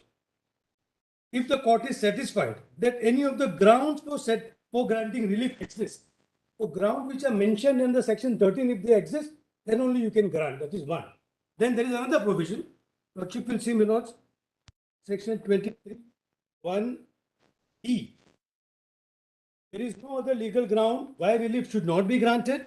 Then, and in such a case, but not otherwise. So there is a negative aspect also. Okay. So not otherwise you can't grant. And my lords, in my respectful submission, if you are granting on the ground under Article 142, kindly fit into the grounds of cruelty or any other grounds which are already enumerated under section 13. And what Mr. Giri pointed out, one judgment, not following that judgment, only giving a citation, which is in my written note also. 2013, volume 5, SCC, page 2 to 6. This court held that if for any reason, if a party is not agreeing for a divorce, then in exercise of mental cruelty, it can be granted on the ground of mental cruelty. One line, which I wanted to say is the consent of a party who is not consenting has to be inferred by their conduct and it should be read into. Both of you are in a time basis, so colored by your facts. Are you there before the other? Yes. My lords, a short note. We have I'm already saying, since the question is, notice there was there. but I had also filed the written submissions. Yes. My lords, kind permission, I'm appearing on the lead matter, my lords. Can I just take 2 minutes to answer? Nothing, I won't repeat anything. After Mr. Sibal, if my lords permits. Okay. Not more than 2 minutes. Yeah, sure. 2 minutes for you. Sibal, 5 minutes for you. Whatever, 3, 2, 1. I've always had the expertise of putting it very succinctly and crispy. I try to do that, but sometimes you don't appreciate that. I always, I try and do it. I always appreciate a short argument. I can be that. Okay, but let's not. Yeah. Yeah. But that's 3 broad issues. Number 1, the real issue in a marriage which is broken is maintenance and custody. That's the real issue. Yes. Divorce is used, not giving divorce, is used as an instrument to ensure I get the best order on custody and the best order on maintenance. What this court needs to do is to divorce these 2 issues. These are 2 separate issues. The core issue in a marriage, if it is not working, is maintenance and custody. No, there is another issue also in the Indian context. I have dealt with umpteen number of cases where sometimes I told you the women have gone as far as to say, yes, he is married another, he has a child. Then both women have equal status, but don't take away my status. No, but I'm coming to that. That's a separate issue. What I'm saying is, Malaj, in India, marriage at the inception is a social contract. Once the marriage has taken place, then it becomes a matter of choice. Now that social contract, as my learned colleague said, involves family, it involves caste, Many factors. many factors. So when you enter into that marriage, Malaj, it's part of that social contract. Now, after 3 years, 4 years, 5 years, you feel I can't live. Now, that's personal autonomy. It's choice. That's not. Can't be wasting my life from 40 to 55. The petition for divorce. Losing my life in the process. You were not there when Mr. Indra Jaising was there. I'm just saying. She said you had a choice, you could have done this when you were the law minister. So, Manoj, therefore, the point that I'm making is there is an issue of personal autonomy and there's an issue of social contract. And therefore, that power should not be given to the trial court, that power should be exercised by you. Now, the question, how do you exercise that power? What's the procedure? Well, I dare say, to prove cruelty is almost impossible. To prove adultery is almost impossible. Well, Many cases succeed. no, but in the context, well, of course cases succeed, but in the context, it's very, very difficult. It carries on for years. Exactly. Therefore, so Malaz, by the time you come to this court, Malaz, the marriage is over. And then you will consider it, Malaz, and the most precious. What is the solution at I'm coming. the level? Because we know that all these cases are wrong. So one of the argument was, when you were not there, that if you are saying there's a irretrievable breakdown of marriage, there has to be fact finding. Correct. I was coming. Irretrievable. I knew, Malaz. I'm coming to that. I had three more minutes, Malaz. I'll come to that. Now, Malaz, when you divorce that, when you segregate divorce from maintenance and custody, then you can file affidavits. Now you come to the procedure before the trial court, the family court, saying this is what has happened, this is how he is adulterous, or this is how he is dealt with me.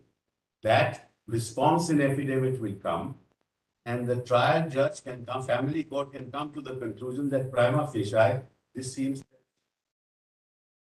and the test has to be much lower than the test that is applied normally. Much lower. And if prima facie comes to that conclusion, that matter, the family court can't grant divorce, but it can come to that prima facie finding. That will shorten the entire process of litigation. You can come then to the High Court and come in 142 for you to grant the divorce. So please appreciate that the process is as important as anything else. If the process gets prolonged, 21 is effective. Whereas I have a case, and I've done several of them, where there is adultery. We know there is adultery. The father says, have a DNA test. Or the wife says, have a DNA test. He says, I won't have a DNA test. So then what happens? You can prove it. You know it. Where do you go?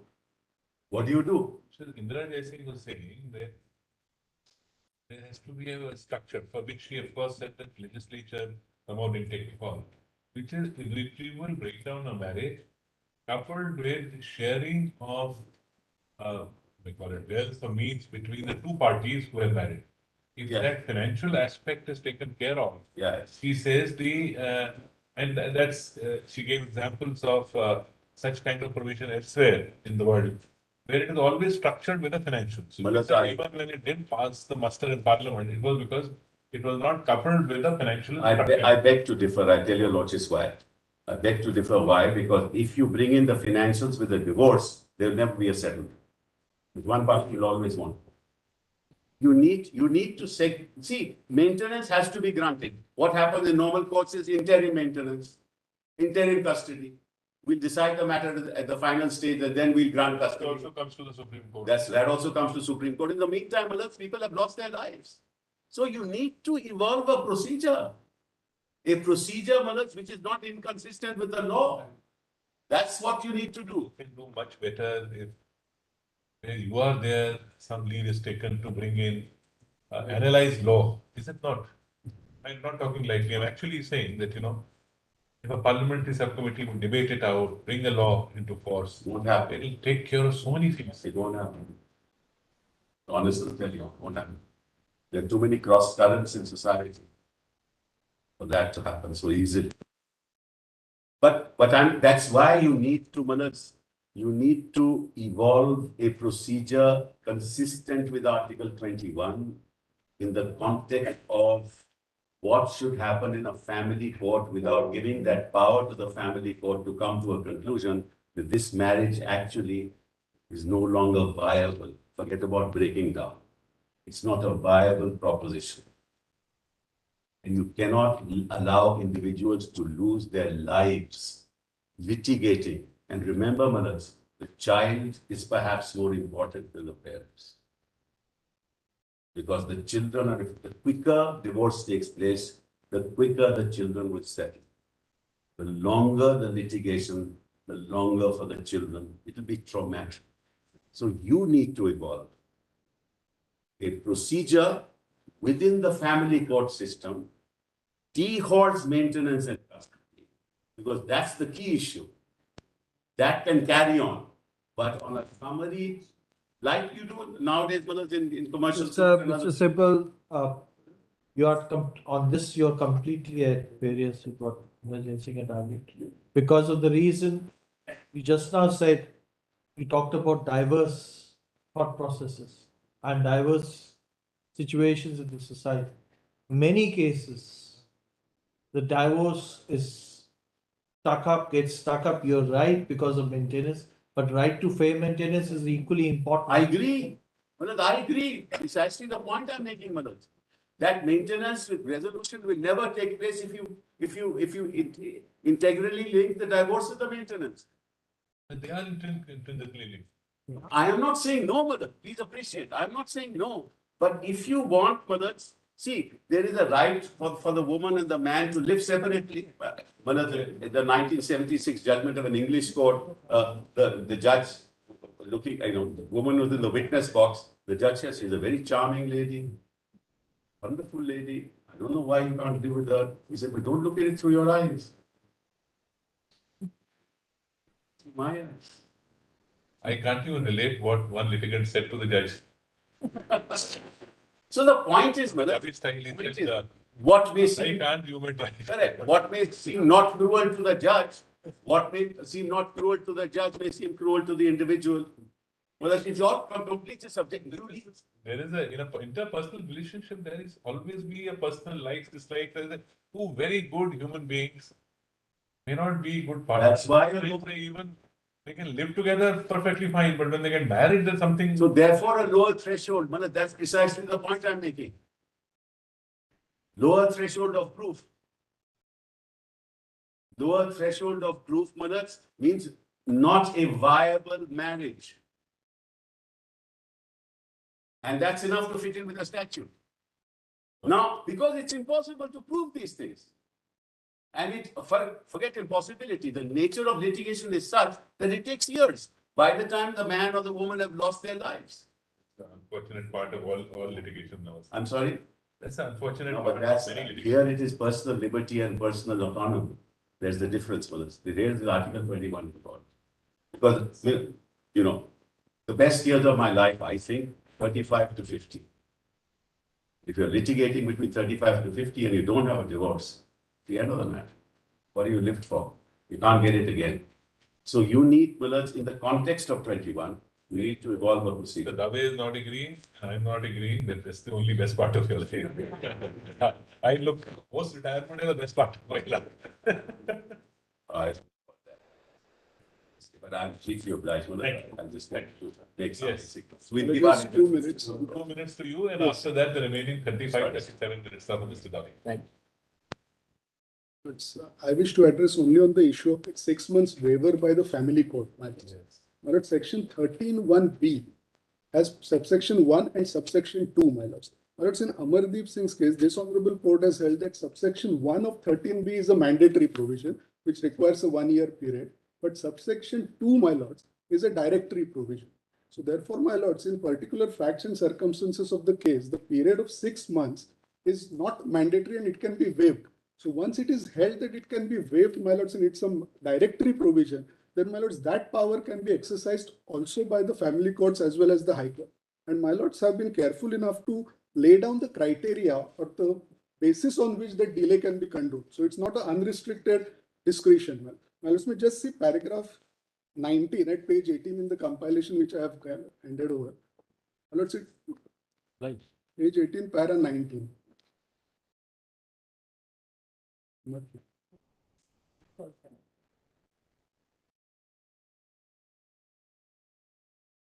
Yes. It's the paragraph 19. Applying the above to the present situation. Page 18, my lords, paragraph 19. Yes. Applying the above to the present situation, we are of the view that where the court dealing with the matter is satisfied that a case is made out to waive the statutory period under section 13B2, it can do so after considering the following. Number one, the statutory period of 6 months specified in section 13(2)(b, in addition to the statutory period of 1 year under 13(b)(1) of the separation of the parties is already over before the first motion itself. Second, all efforts for mediation, conciliation, including efforts in terms of Order 32A, Rule 3 CPC, Section 23(2) of the Act, Section 9 of the Families Courts Act, to reunite the parties have failed, and there is no likelihood of success in that direction by any further efforts, that the parties have genuinely settled their differences, including alimony, custody of child, or any other pending issues between the parties. The waiting period will only prolong their agony. So, my lords, only with these criteria is fulfilled, then this period of 6 months can be waived. So, therefore, once it is held that this provision is not mandatory and directory, then even an application for waiver of this 6 months can be entertained by the family court as well as the High Court. And these criteria have to be applied before any such application for waiver is allowed. My lords, this further criteria has been elaborated, my lords, in the judgment of 2021, Anil Kumar's case, my lords, which we, my lords, will find at page 24, para 27. Amit Kumar versus Suman Beniwal, page 24. My lords, may I just have para 27. My lords, in this case, Various parameters. that's right. So, well, it's in my respectful submission, if these parameters are applied, then it's a guided discretionary power which has been given. And therefore, even the family court or the Honorable High Court can entertain an application, and applying these criteria which are mentioned, they can condone the period of 6 months in a fit and proper case. And one more submission is that even these criteria can be applied while exercising powers under Article 142 as well, to see that whether the marriage has been irretrievably broken down or not. Even these criteria will be relevant to come to that conclusion. Thank you. Great. Yes, Mr. Dutt. Give us the different perspective. Lord, I will begin, Lord, with Lord, in all humility. Please don't misunderstand me. But Lord, one principle your Lordships have, Lord, very affirmatively rooted in your jurisprudence is that, Lord, under our Constitution, nobody is imperial in imperial, not even the Supreme. And another principle that your Lordships have always, Lord, passionately advocated is that be so ever high, you are always under the law. Lord, I respectfully submit that, Lord, it's amusing to hear that being in marriage violates Article 21, as Mr. Sibal very passionately put it. Whatever, however good or bad marriage may be, marriage is a marriage, it doesn't violate Article 21. Everybody is concerned about, Lord, the delays in the family. Nobody can dispute that. So then, Lord, every laborer must be allowed to come here directly. Every under trial prisoner must be allowed to come here directly. Every convicted prisoner who has filed appeal should be allowed to come here directly. Every litigant who is not before a civil court and languishing for 10-20 years for justice to come to him should be allowed to come here directly. But in my respectful submission, court does not decide these matters on such considerations. That's not completely outside this course. But one principle another principle your Lordships have very affirmatively laid down is that if statute, and this is what administrative law is very beautifully put it, your Lordships have recognized in Aswala Constitution Bench judgment in 2002. If statute provides that a particular procedure for exercise of power, it shall be exercised in that manner and in no other manner. Well, that's been affirmatively.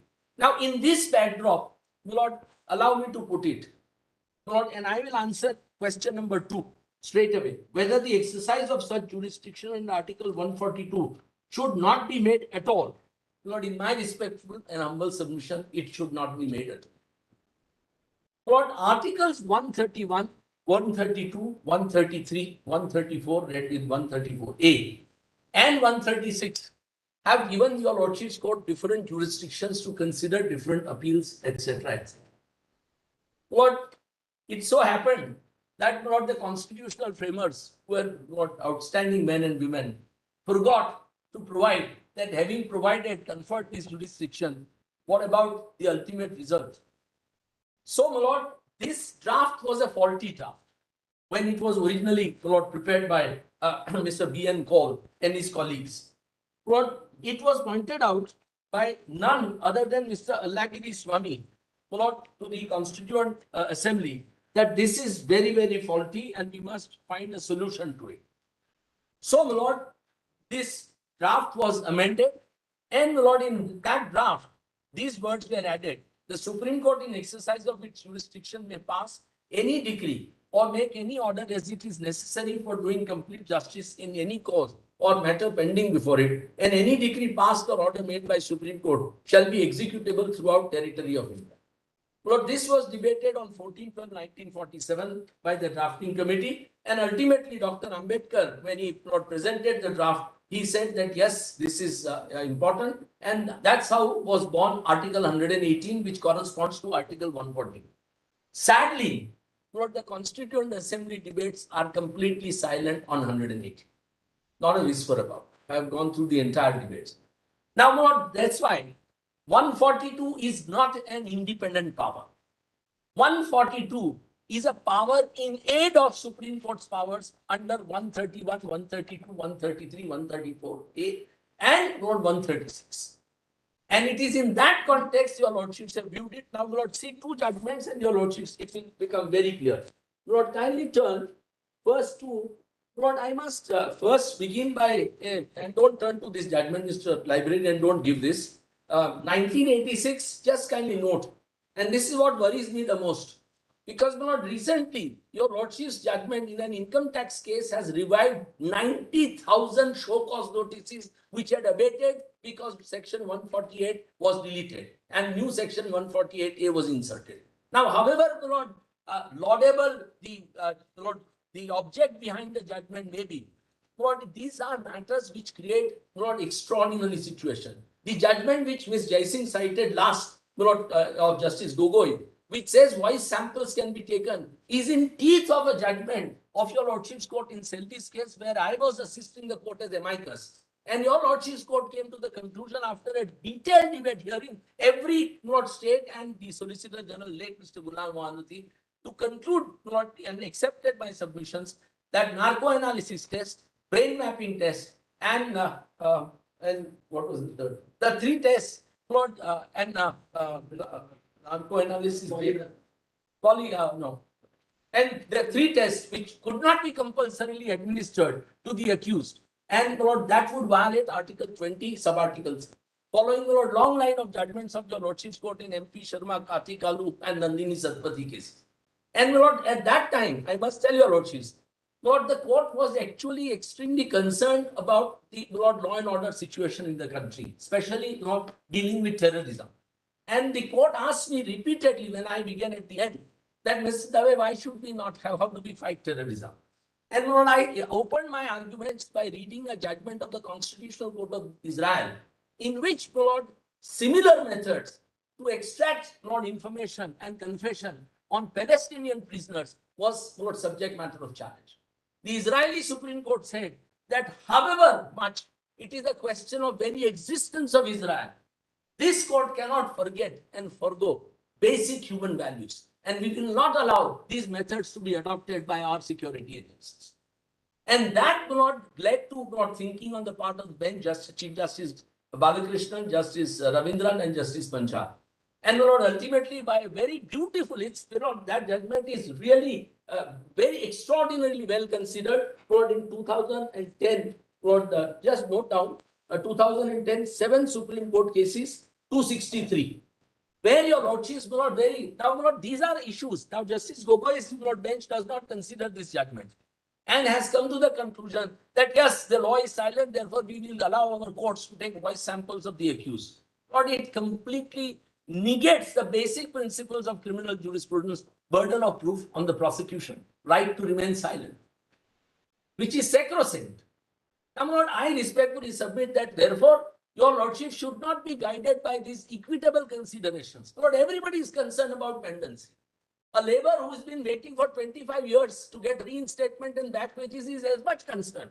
His Article 21 is more seriously violated than somebody in marriage who is now not wanting a divorce. So, Lord, these are extraordinary. Yes, these are challenges.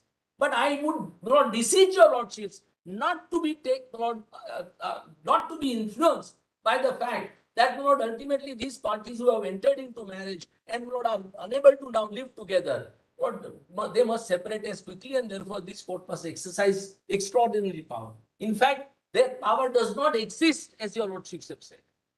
And Lord, that is what I will make it good. Now, Lord, in this judgment, 1986 two Supreme Court cases, Lord, page 666, para 10, don't turn to it. But Lord, this is a warning which I have always, Lord, reminded myself about whenever I do not want to argue a case where I need, Lord, extraordinary relief from the court. Sri Venugopal suggested, Lord, this is very important, para 10. This was a question of students who were admitted to a medical college in excess of quota. College was not recognized. Mr. Venugopal said that therefore you use your extraordinary powers and now allow them to continue. This is what said. Sri Venugopal suggested that we might issue appropriate directions to university to protect the interests of the student.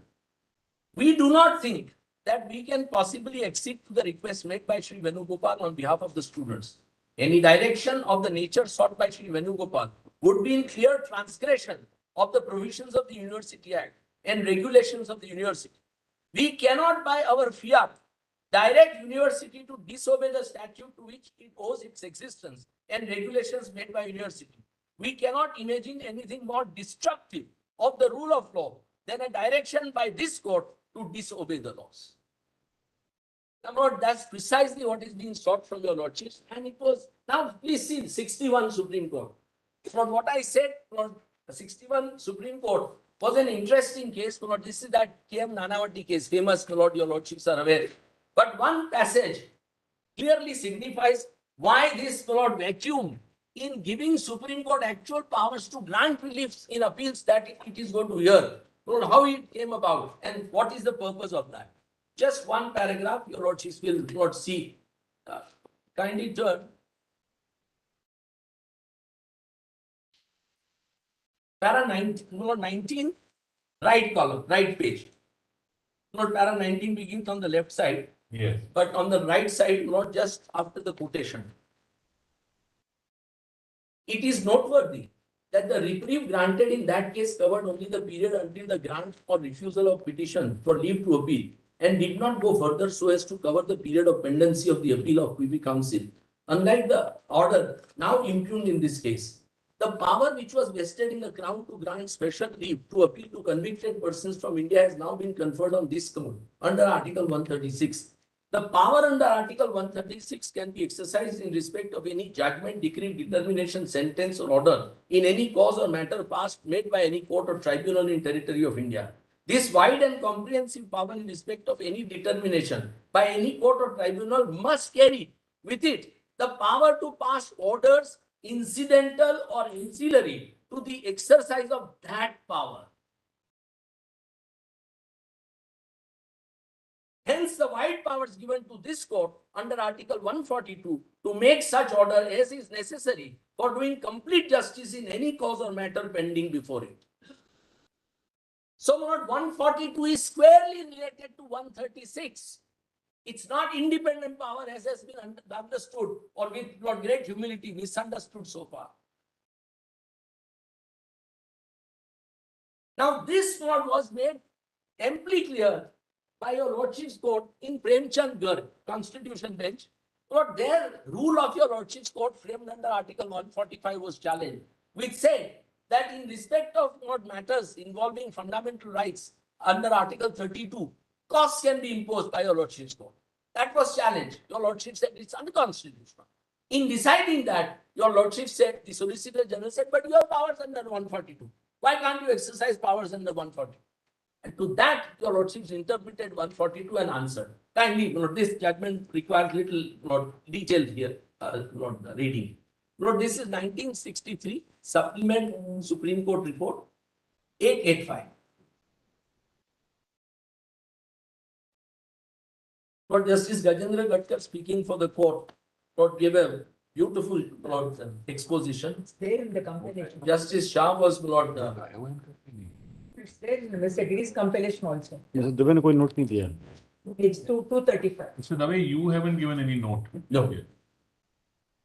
I'll do not at the end of my argument. Generally, what I like to give, because I don't like to give something that I have not argued. I only confine myself to what I have actually placed before your lordships. It's not fair to the court to not put everything and then not even deal with it. Or not sometimes we give submissions and put in it what we have not argued. Not that I think is a little. Now, Lord, kindly turn straight away in this judgment to page 895 first.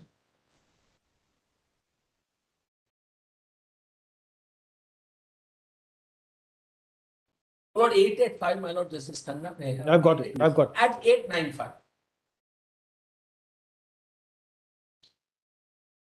895 first para, last 5 lines.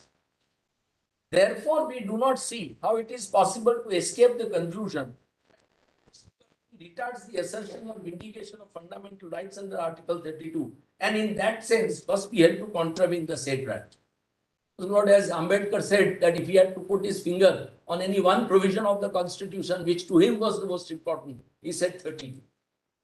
And he bitterly criticized the original draft which was given to the Constituent Assembly framed by Pandit Nehru and his colleagues, saying that you have given rights, but you have not provided any remedy.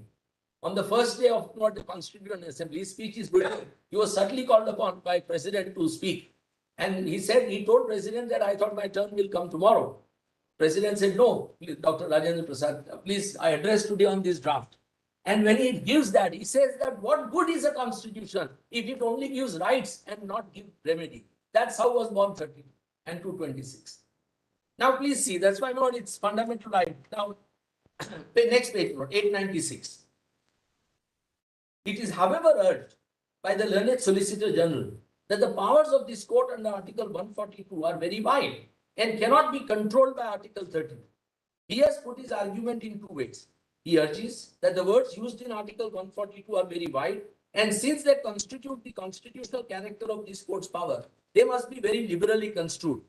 This contention is undoubtedly well-founded. Give me 142.1 provides that in exercise of its jurisdiction, this court may pass such decree or make such order as is necessary for doing complete justice in any cause or matter pending before it. And it adds that a decree or order so made shall be enforceable throughout the territory of India in manner prescribed by any law made by Parliament, and until provision in that behalf is made in such manner as President may or by order prescribed. Solicitor General wants us to compare 142.1 with Article 194.3, and he suggests that just as powers and privileges and immunities specified by latter article are not subject to provisions in respect of fundamental right, so is the power specified. So those are the rights of the members of the Parliament and Legislative Assembly. The powers specified by Article 142.1 are not subject to the said rights. Then he relied upon certain judgment. Now kindly turn to next page 892. Lord, before I read that, I must read 142.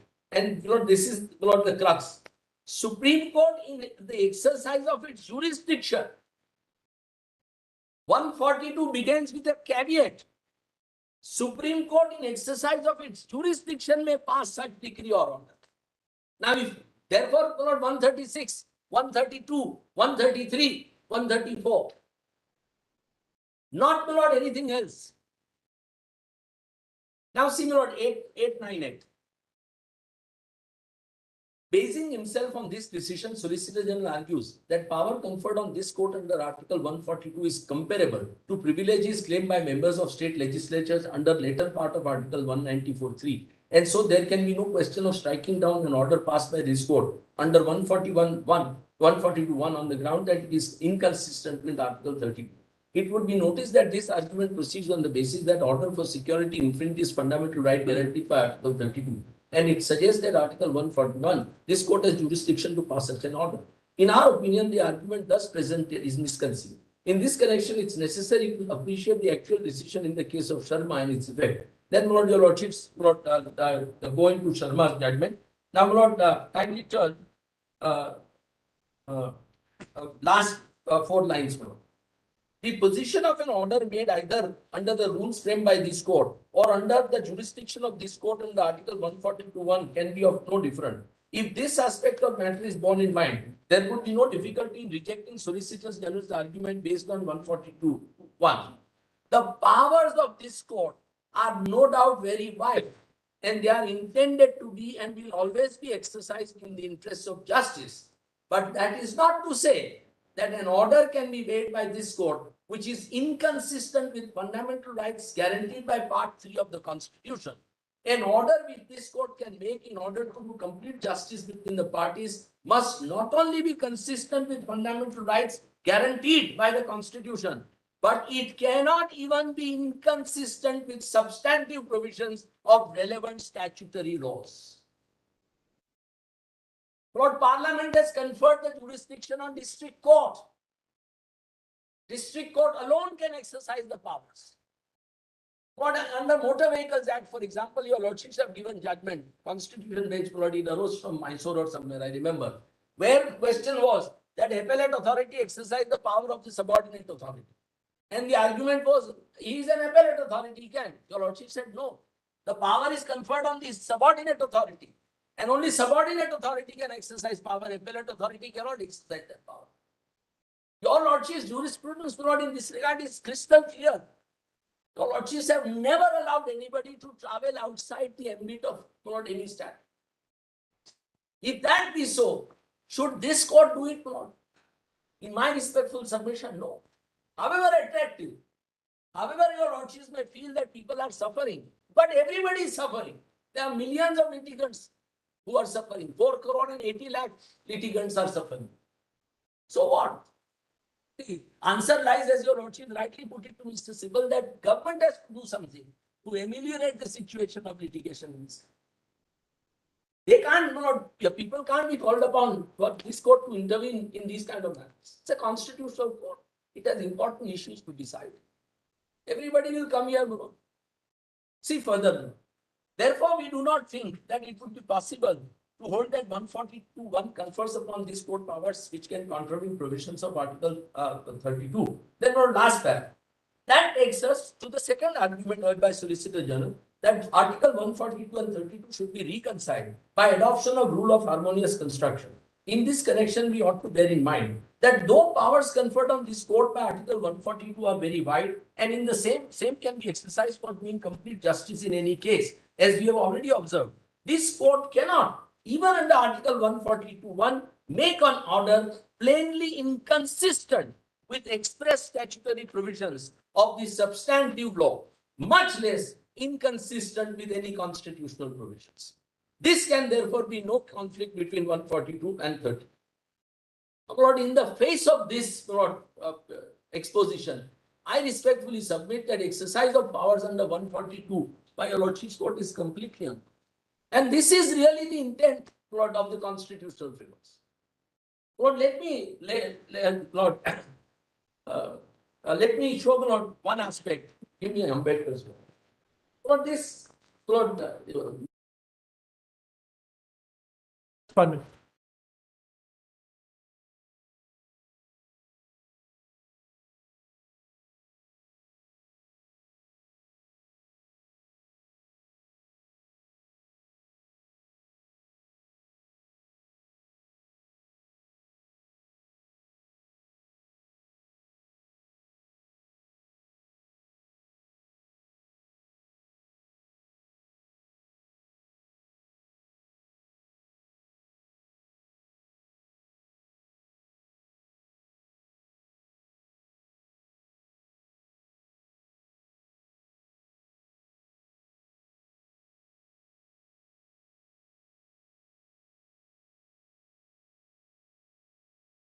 September 1949. Lord, please see Dr. Ambedkar warning to us.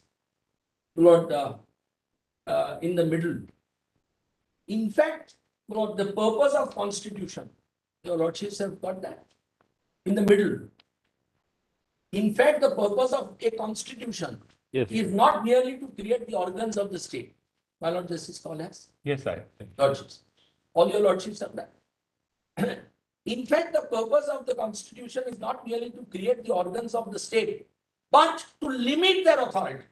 Because if no limitation was imposed upon the authority of the organs, there will be complete tyranny and complete oppression. The legislature may be free to frame any law. The executive may be free to take any decision. And the Supreme Court may be free to give any interpretation of the law. It would result in utter chaos. For these words of warning are not without justification. For this man had a foresight which was unbelievable. That's why he repeatedly warned that constitution will fail not because the draft is bad, but because people will fail. And he says, I don't know what kind of people they will elect as their representatives and what will happen. Repeatedly, in every one of his speeches, your Lordship should see the warning. He went to the extent of saying that will democracy fail? And he answers by saying, yes, if there is a landslide, there is every possibility that there will be democracy in form and not in fact. Very prophetic. Very, very prophetic. So, Lord, I respectfully submit that this is how your Lordships have not consistently viewed this matter. Lord, very few Lord, judgments have really gone into this. Lord Golaknath did in fact say on 142, I don't need to detail your Lordship, but Golaknath was upset by Lord the larger bench judgment. So Lord Golaknath no longer is law in that sense. And only judgment which really speaks on this issue is Lord this decision of your Lordships in Premchand's case. Lord,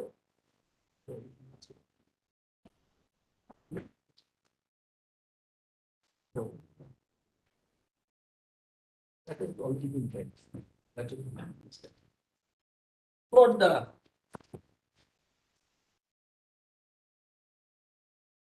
Lord, on the citation, I'll just give the citation. Don't kindly turn to it. Mr. Librarian, kindly don't trouble Lordships.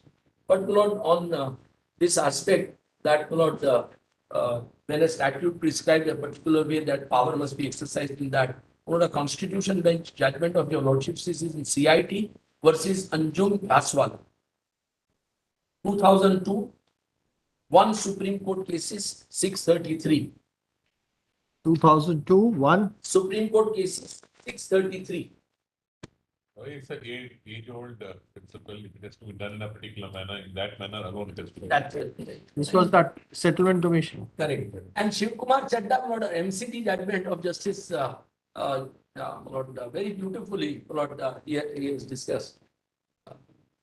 He who holds the procedural sword must perish with the sword. Correct, Lord, absolutely. So, Lord, this is also, Lord, a constitution bench judgment, Baswala. So, Lord, I respectfully submit. Now, look at what is troubling me is this. Lord, please turn, for example, to the Act. It is all right, Lord. The Act, Lord, expressly provides for 13B, a particular procedure, and says, subject to provisions of this Act, a petition for dissolution of marriage by decree of divorce may be presented to the district court.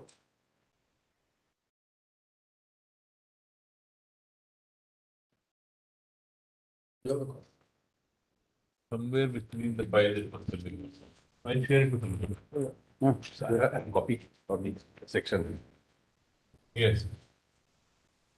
13B. Subject to the provisions of this Act, a petition for dissolution of marriage by decree of divorce may be presented to the district court by both parties. So, Lord, I respectfully submit that this is a classic case where the word may is required to be interpreted as shall. Because, Lord, that's what the purpose is. Now, Lord, district court is defined in section 19, where it will go, Lord, the jurisdiction is conferred, where marriage was solemnized, or where parties reside, etc., etc. Now, Lord, what they want is, they want to substitute the words may be presented to the district court by the words may be presented to the Supreme Court. Lord, with great respect, however Lord, strongly your Lordships may feel, however compelling the reasons may be for a particular party, or parties. What your lordships are really opening a Pandora's box by entertaining. And I must say, my lord, Lord, many people will be ingenious in approaching this court for many such reliefs in different jurisdictions, in different laws. So, my lord, I don't think your lordship should. Now, please see, Lord 25. What is troubling me is this. Mr. Dubey, in section 22, where the decree in proceedings is being said, this is not referred to district court. It is said by any court. Not any court is any district court, naturally. Your lordships are right. Because Lord, it depends on. That said presentation, it says decree in Lord, proceedings. your lordships are right, but Lord, one. Because sometimes the way the decree may not be granted. Suppose the divorce petition is dismissed. Sometimes the Supreme Court grants. Or Supreme Court. Then we say let the decree of divorce be granted. That's how we pass the order. Lordship. My only question to you is this: looking to the limited domain of a family law principle, do you still believe do you believe that even if parties consent, it cannot be granted? Or do you believe if parties don't consent, it cannot? Lord, in either case, it cannot. They must be relegated to the district. You feel only that court should be? Yes. I'll tell your lordships why. Lord, however, Lord, modern we may be today in our approach to marriage. Lord, as they say, marriages are made in heaven. Lord, however, Lord, challenges you may have. Lord, our society, Lord, look at it this way. Your lordships have a vast experience of Western society. The reason why Western societies are breaking up because family as an institution is dying. As an institution is dying. Almost every friend that I have abroad, is divorced. Almost everybody. And their children are real sufferers. The reason why this procedure is provided is for pulling is to rethink and rethink. And in large number of cases, as your lordships might not necessarily call rightly observed, many a times couples want to get back to each other. So in a hurry, just because two of them are not wanting to reconcile, they present a petition to Supreme Court and say pass a decree under 142. The way I told, I don't know whether you were here, that my experience of the last 5 years is a little troubling in terms of the profile of the petitions coming in, transfer petitions or otherwise which we are doing, in the time period of marriage. I felt if a data is collected, on a thumb rule, almost 50% are cases of 0 to 3 marriages. I mean, within 3 years of marriages, ostensibly the marriages are But I have known of a friend who's not a dear friend whose daughter married, went on honeymoon, came back and wanted a divorce. What do you do with these children? Should the court not put a stamp on it? I mean, are these marriages so casual that one day stumped out of after the marriage and never worked. Nothing, there was nothing that boy did to her. No, this is not only, the troubling part is these are not only arranged marriages. They include what may be classified as love marriages. Yes. They include marriages after people have stayed together pre-marriage in a Indian context, in a non-conventional way. Then married after spending a couple of years together, but still has not worked out. So there is. Correct, I agree, my lord. But as I said, everybody, look at today. Your lordships have come across hundreds of cases where employers dismiss their employees without any justification. Those employees are languishing for justice for 10, 20, 30 years. It's a different issue. No, it's not. People can come here and say that force the employer for a settlement. Why not? I can say pass a decree under 142. I think that's an issue of how to expedite this huge areas and it needs, I'm always legislative challenges, it's a challenge to the legislature to debate it out. Not only, but it's a challenge to us as an institution. That is why I put it to Mr. Simbal that since he occupies another position also, but he says it can't be done there. But also law minister once, a very successful law minister. But not as an... He was not there when she attributed to him that he should have done it as law minister. But I must say, as an institution, both the bench and the bar, we both owe our citizens speedy justice. Undoubtedly, we both owe. And your lordships have much greater responsibility because be sure that executive is not going to come to your head. It is only internal, not introspection that can be. Whenever sharpening introspection takes place, Yes. no, you have a wide experience. Nowhere in the world, as far as I know, are these volumes of litigation in courts. The government is more than a 50% litigant. So, No, how many? I mean, I'm not the extreme stages of a US Supreme Court. They decide about 100 cases a year. But I would like to know any other court. nobody, Is nowhere. even able to deal with a fraction of these cases. The larger side, I used to tell once a team of foreign judges came and they sat with us on the bench when I was in the High Court. And I said, give them this dispute about direct recruits and promotees in the judicial service and let them sort this out in 1 year. You give it to them. How many judgments have come? How many views have been propounded? Some of these are perennial disputes which don't sort out. But not with 140 crore people, our per capita ratio of judges is perhaps the lowest. The executive is not interested in it. Rule of law is failing on people are losing fear. The scrutiny also. My distinguished friend Mohana rightly says now people don't want to marry, they want to have living relationship. That's out of, it's not out of choice, it's out of compulsion because they know that if we do get married and if we do have to separate, there is no way we can separate. So, Lord, it is a very serious social challenge. This issue of how many tiers of scrutiny should a system have? Should a revenue tier of scrutiny, I keep posing on a lighter side this for the court, should we interfere in the 7th court, the 6th court? Were there a court above us, I'm sure 50% of our orders would also be over. Yes, Your Lordship said once, we are final not because we are final, but because we are last. So if somebody was above. I think somewhere it has to be fixed as to how many tiers of scrutiny should a particular nature of litigation go through. All of us are fallible. There's no guarantee that what we say is right. So Lord, now just see 25, Lord, for example, 25, 2 and 3. Yes. Lord, why does district court retain that jurisdiction? 25, 2. If the court is satisfied that there is a change in the circumstances of either party, at any time after it has made an order under subsection 1, it may at the instance of either party vary, modify or resign any such order in such manner as court may permit. Justice. Now once you have passed an order in Supreme Court, nobody has the remedy. Nobody can do anything about it. Same with subsection 3. So if somebody remarries and the order of alimony is required to be changed, what happens? So, what I respectfully submit that, the act is a complete code. It's self-contained. In every which way, this act, yes, the delay is not because of the act. Parliament has given sufficient thought to it. The delay is because of sheer pressure, sheer population. That's a different, that's it. separate problem. Therefore, not to short circuit and say that this court should exercise powers under 142, in my respectful submission, is totally uncalled for. And I, with all humility at my command, I respectfully submit that, your Lordship should not exercise powers under 142 in this. Those are my respectful submissions. Deeply grateful. You were saying, what if the Supreme Court says something? Just find out the data of how many reviews and how many curative petitions every week are filed on DTR. I agree with you.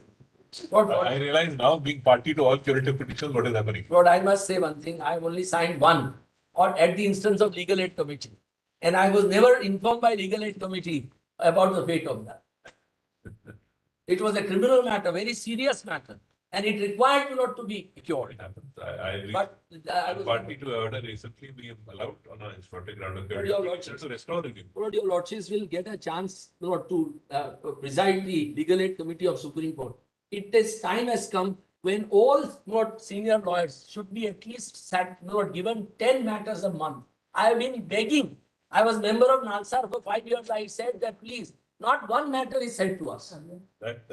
Not one matter. And I'm sure every one of us. I had also mentioned last time to the legal aid people that they have not been actually sending regularly. And you can't find better assistance than in Mr. We don't mind Ms. Mona or Ms. Vinakshi. We should be able to utilize your offers. And there's no reason, no earthly reason, I think, should not be. I have said that repeatedly. So what your lordships may bear in mind. That's Soon your nothing. lordships will be. I'm in the legal service committee. Yes. So that I promise some action by tomorrow. Great. Just one line, What's your lordships? Just as an aside, And three colleagues of mine.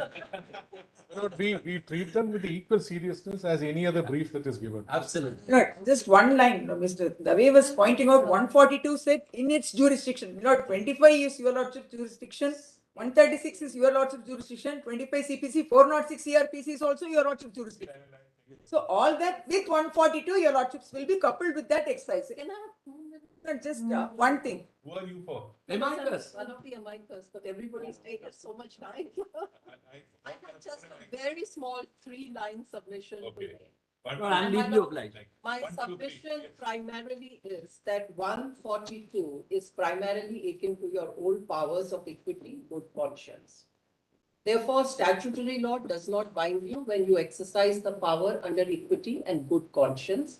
And the words that are used in 142 is the jurisdiction of this court. Now, when my lords exercise that power under 142, the court exercises its power under one of its jurisdictions conferred under the Constitution or maybe under the statutory this thing at all. But once it is a jurisdiction of equity and good conscience under 142, then for whatever it takes to carry out that equity, deliver that equity, the court can exercise that power to meet with the ends.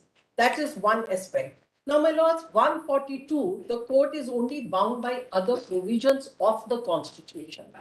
Not necessarily always the statutory, but the provisions of the Constitution itself. And number two, it will enable the court to bypass a very cumbersome procedures in interest of justice. Because otherwise, if my lords, in a matter of a matrimonial dispute, if the parties settle here and they are relegated to go back to a trial court and to go through the procedure again, these relationships are so fragile, the settlements are so fragile that we may land up in another round of a litigation. Both are happening. There are cases where we have settled according to the settlement with the schedule laid down that the first motion will be filed like the second motion will be. So both things are happening. It's a mix, but My lords, I would clearly say that that's a power that my lords will carefully examine in each particular case. Lastly, my lords, Aaron Barrett said that where you exercise a power of equity and good conscience, and maybe in something like 142, because it's a power which is an extraordinary power, the only circumspection, because it's a matter of a restraint that the court has put upon itself. The Constitution does not prescribe any restraint on the powers of this court, whether it's only in respect of a substantive justice or that it will not cross the statutory limit. It's an exercise of restraint that the court has imposed. Now, that's where Aaron Barrett says that if you seek to exercise that restraint, then the only way to do it, provide your reasons why we have exercised that power under 142. The minute the reasons are put in there in that order, and even if it's in one paragraph, on the basis of equity, conscience, and these extenuating facts, we have exercised this power. I think everything else comes to a rest on that particular ground, my lord. Thank you. My lords, Thank you for providing, Mr. Dave, as Written note of my argument by tomorrow. As usual, you have provided without restraint a different perspective. We are happy there is one perspective. Thank you. There are some judgments in our compilation. Please take note. Malati Ravi, which has not been read out. Not so. One piece, a little like this. Yes. Start to be read. Yes. These judgments, after a stage, the computerization has created its own problems. These compilations get unburdened on us. Of course, we have to really segregate them and do them. But it's your short notes which work us and help us in penning down a judgment. We have mentioned those. Notes are We have mentioned those in the submission. I never believe we are professors of law. We are people who decide a list. In the shortest form we can write, the better. Thank you very much. We have put the submissions with the judgments as well. Yes, just one request, my lord. It's been a pleasure and a privilege to assist you. But we are also mouthpieces, my lord. There are youngsters who have also Lord, put in a lot of hard work. Please give it. We'll convey them the Because comments. it encourages them a lot So to. please put down on a piece of paper Yes. the amicus and the other councils who have assisted them. Certainly, I feel it's very necessary to appreciate the younger members. That's what I thought.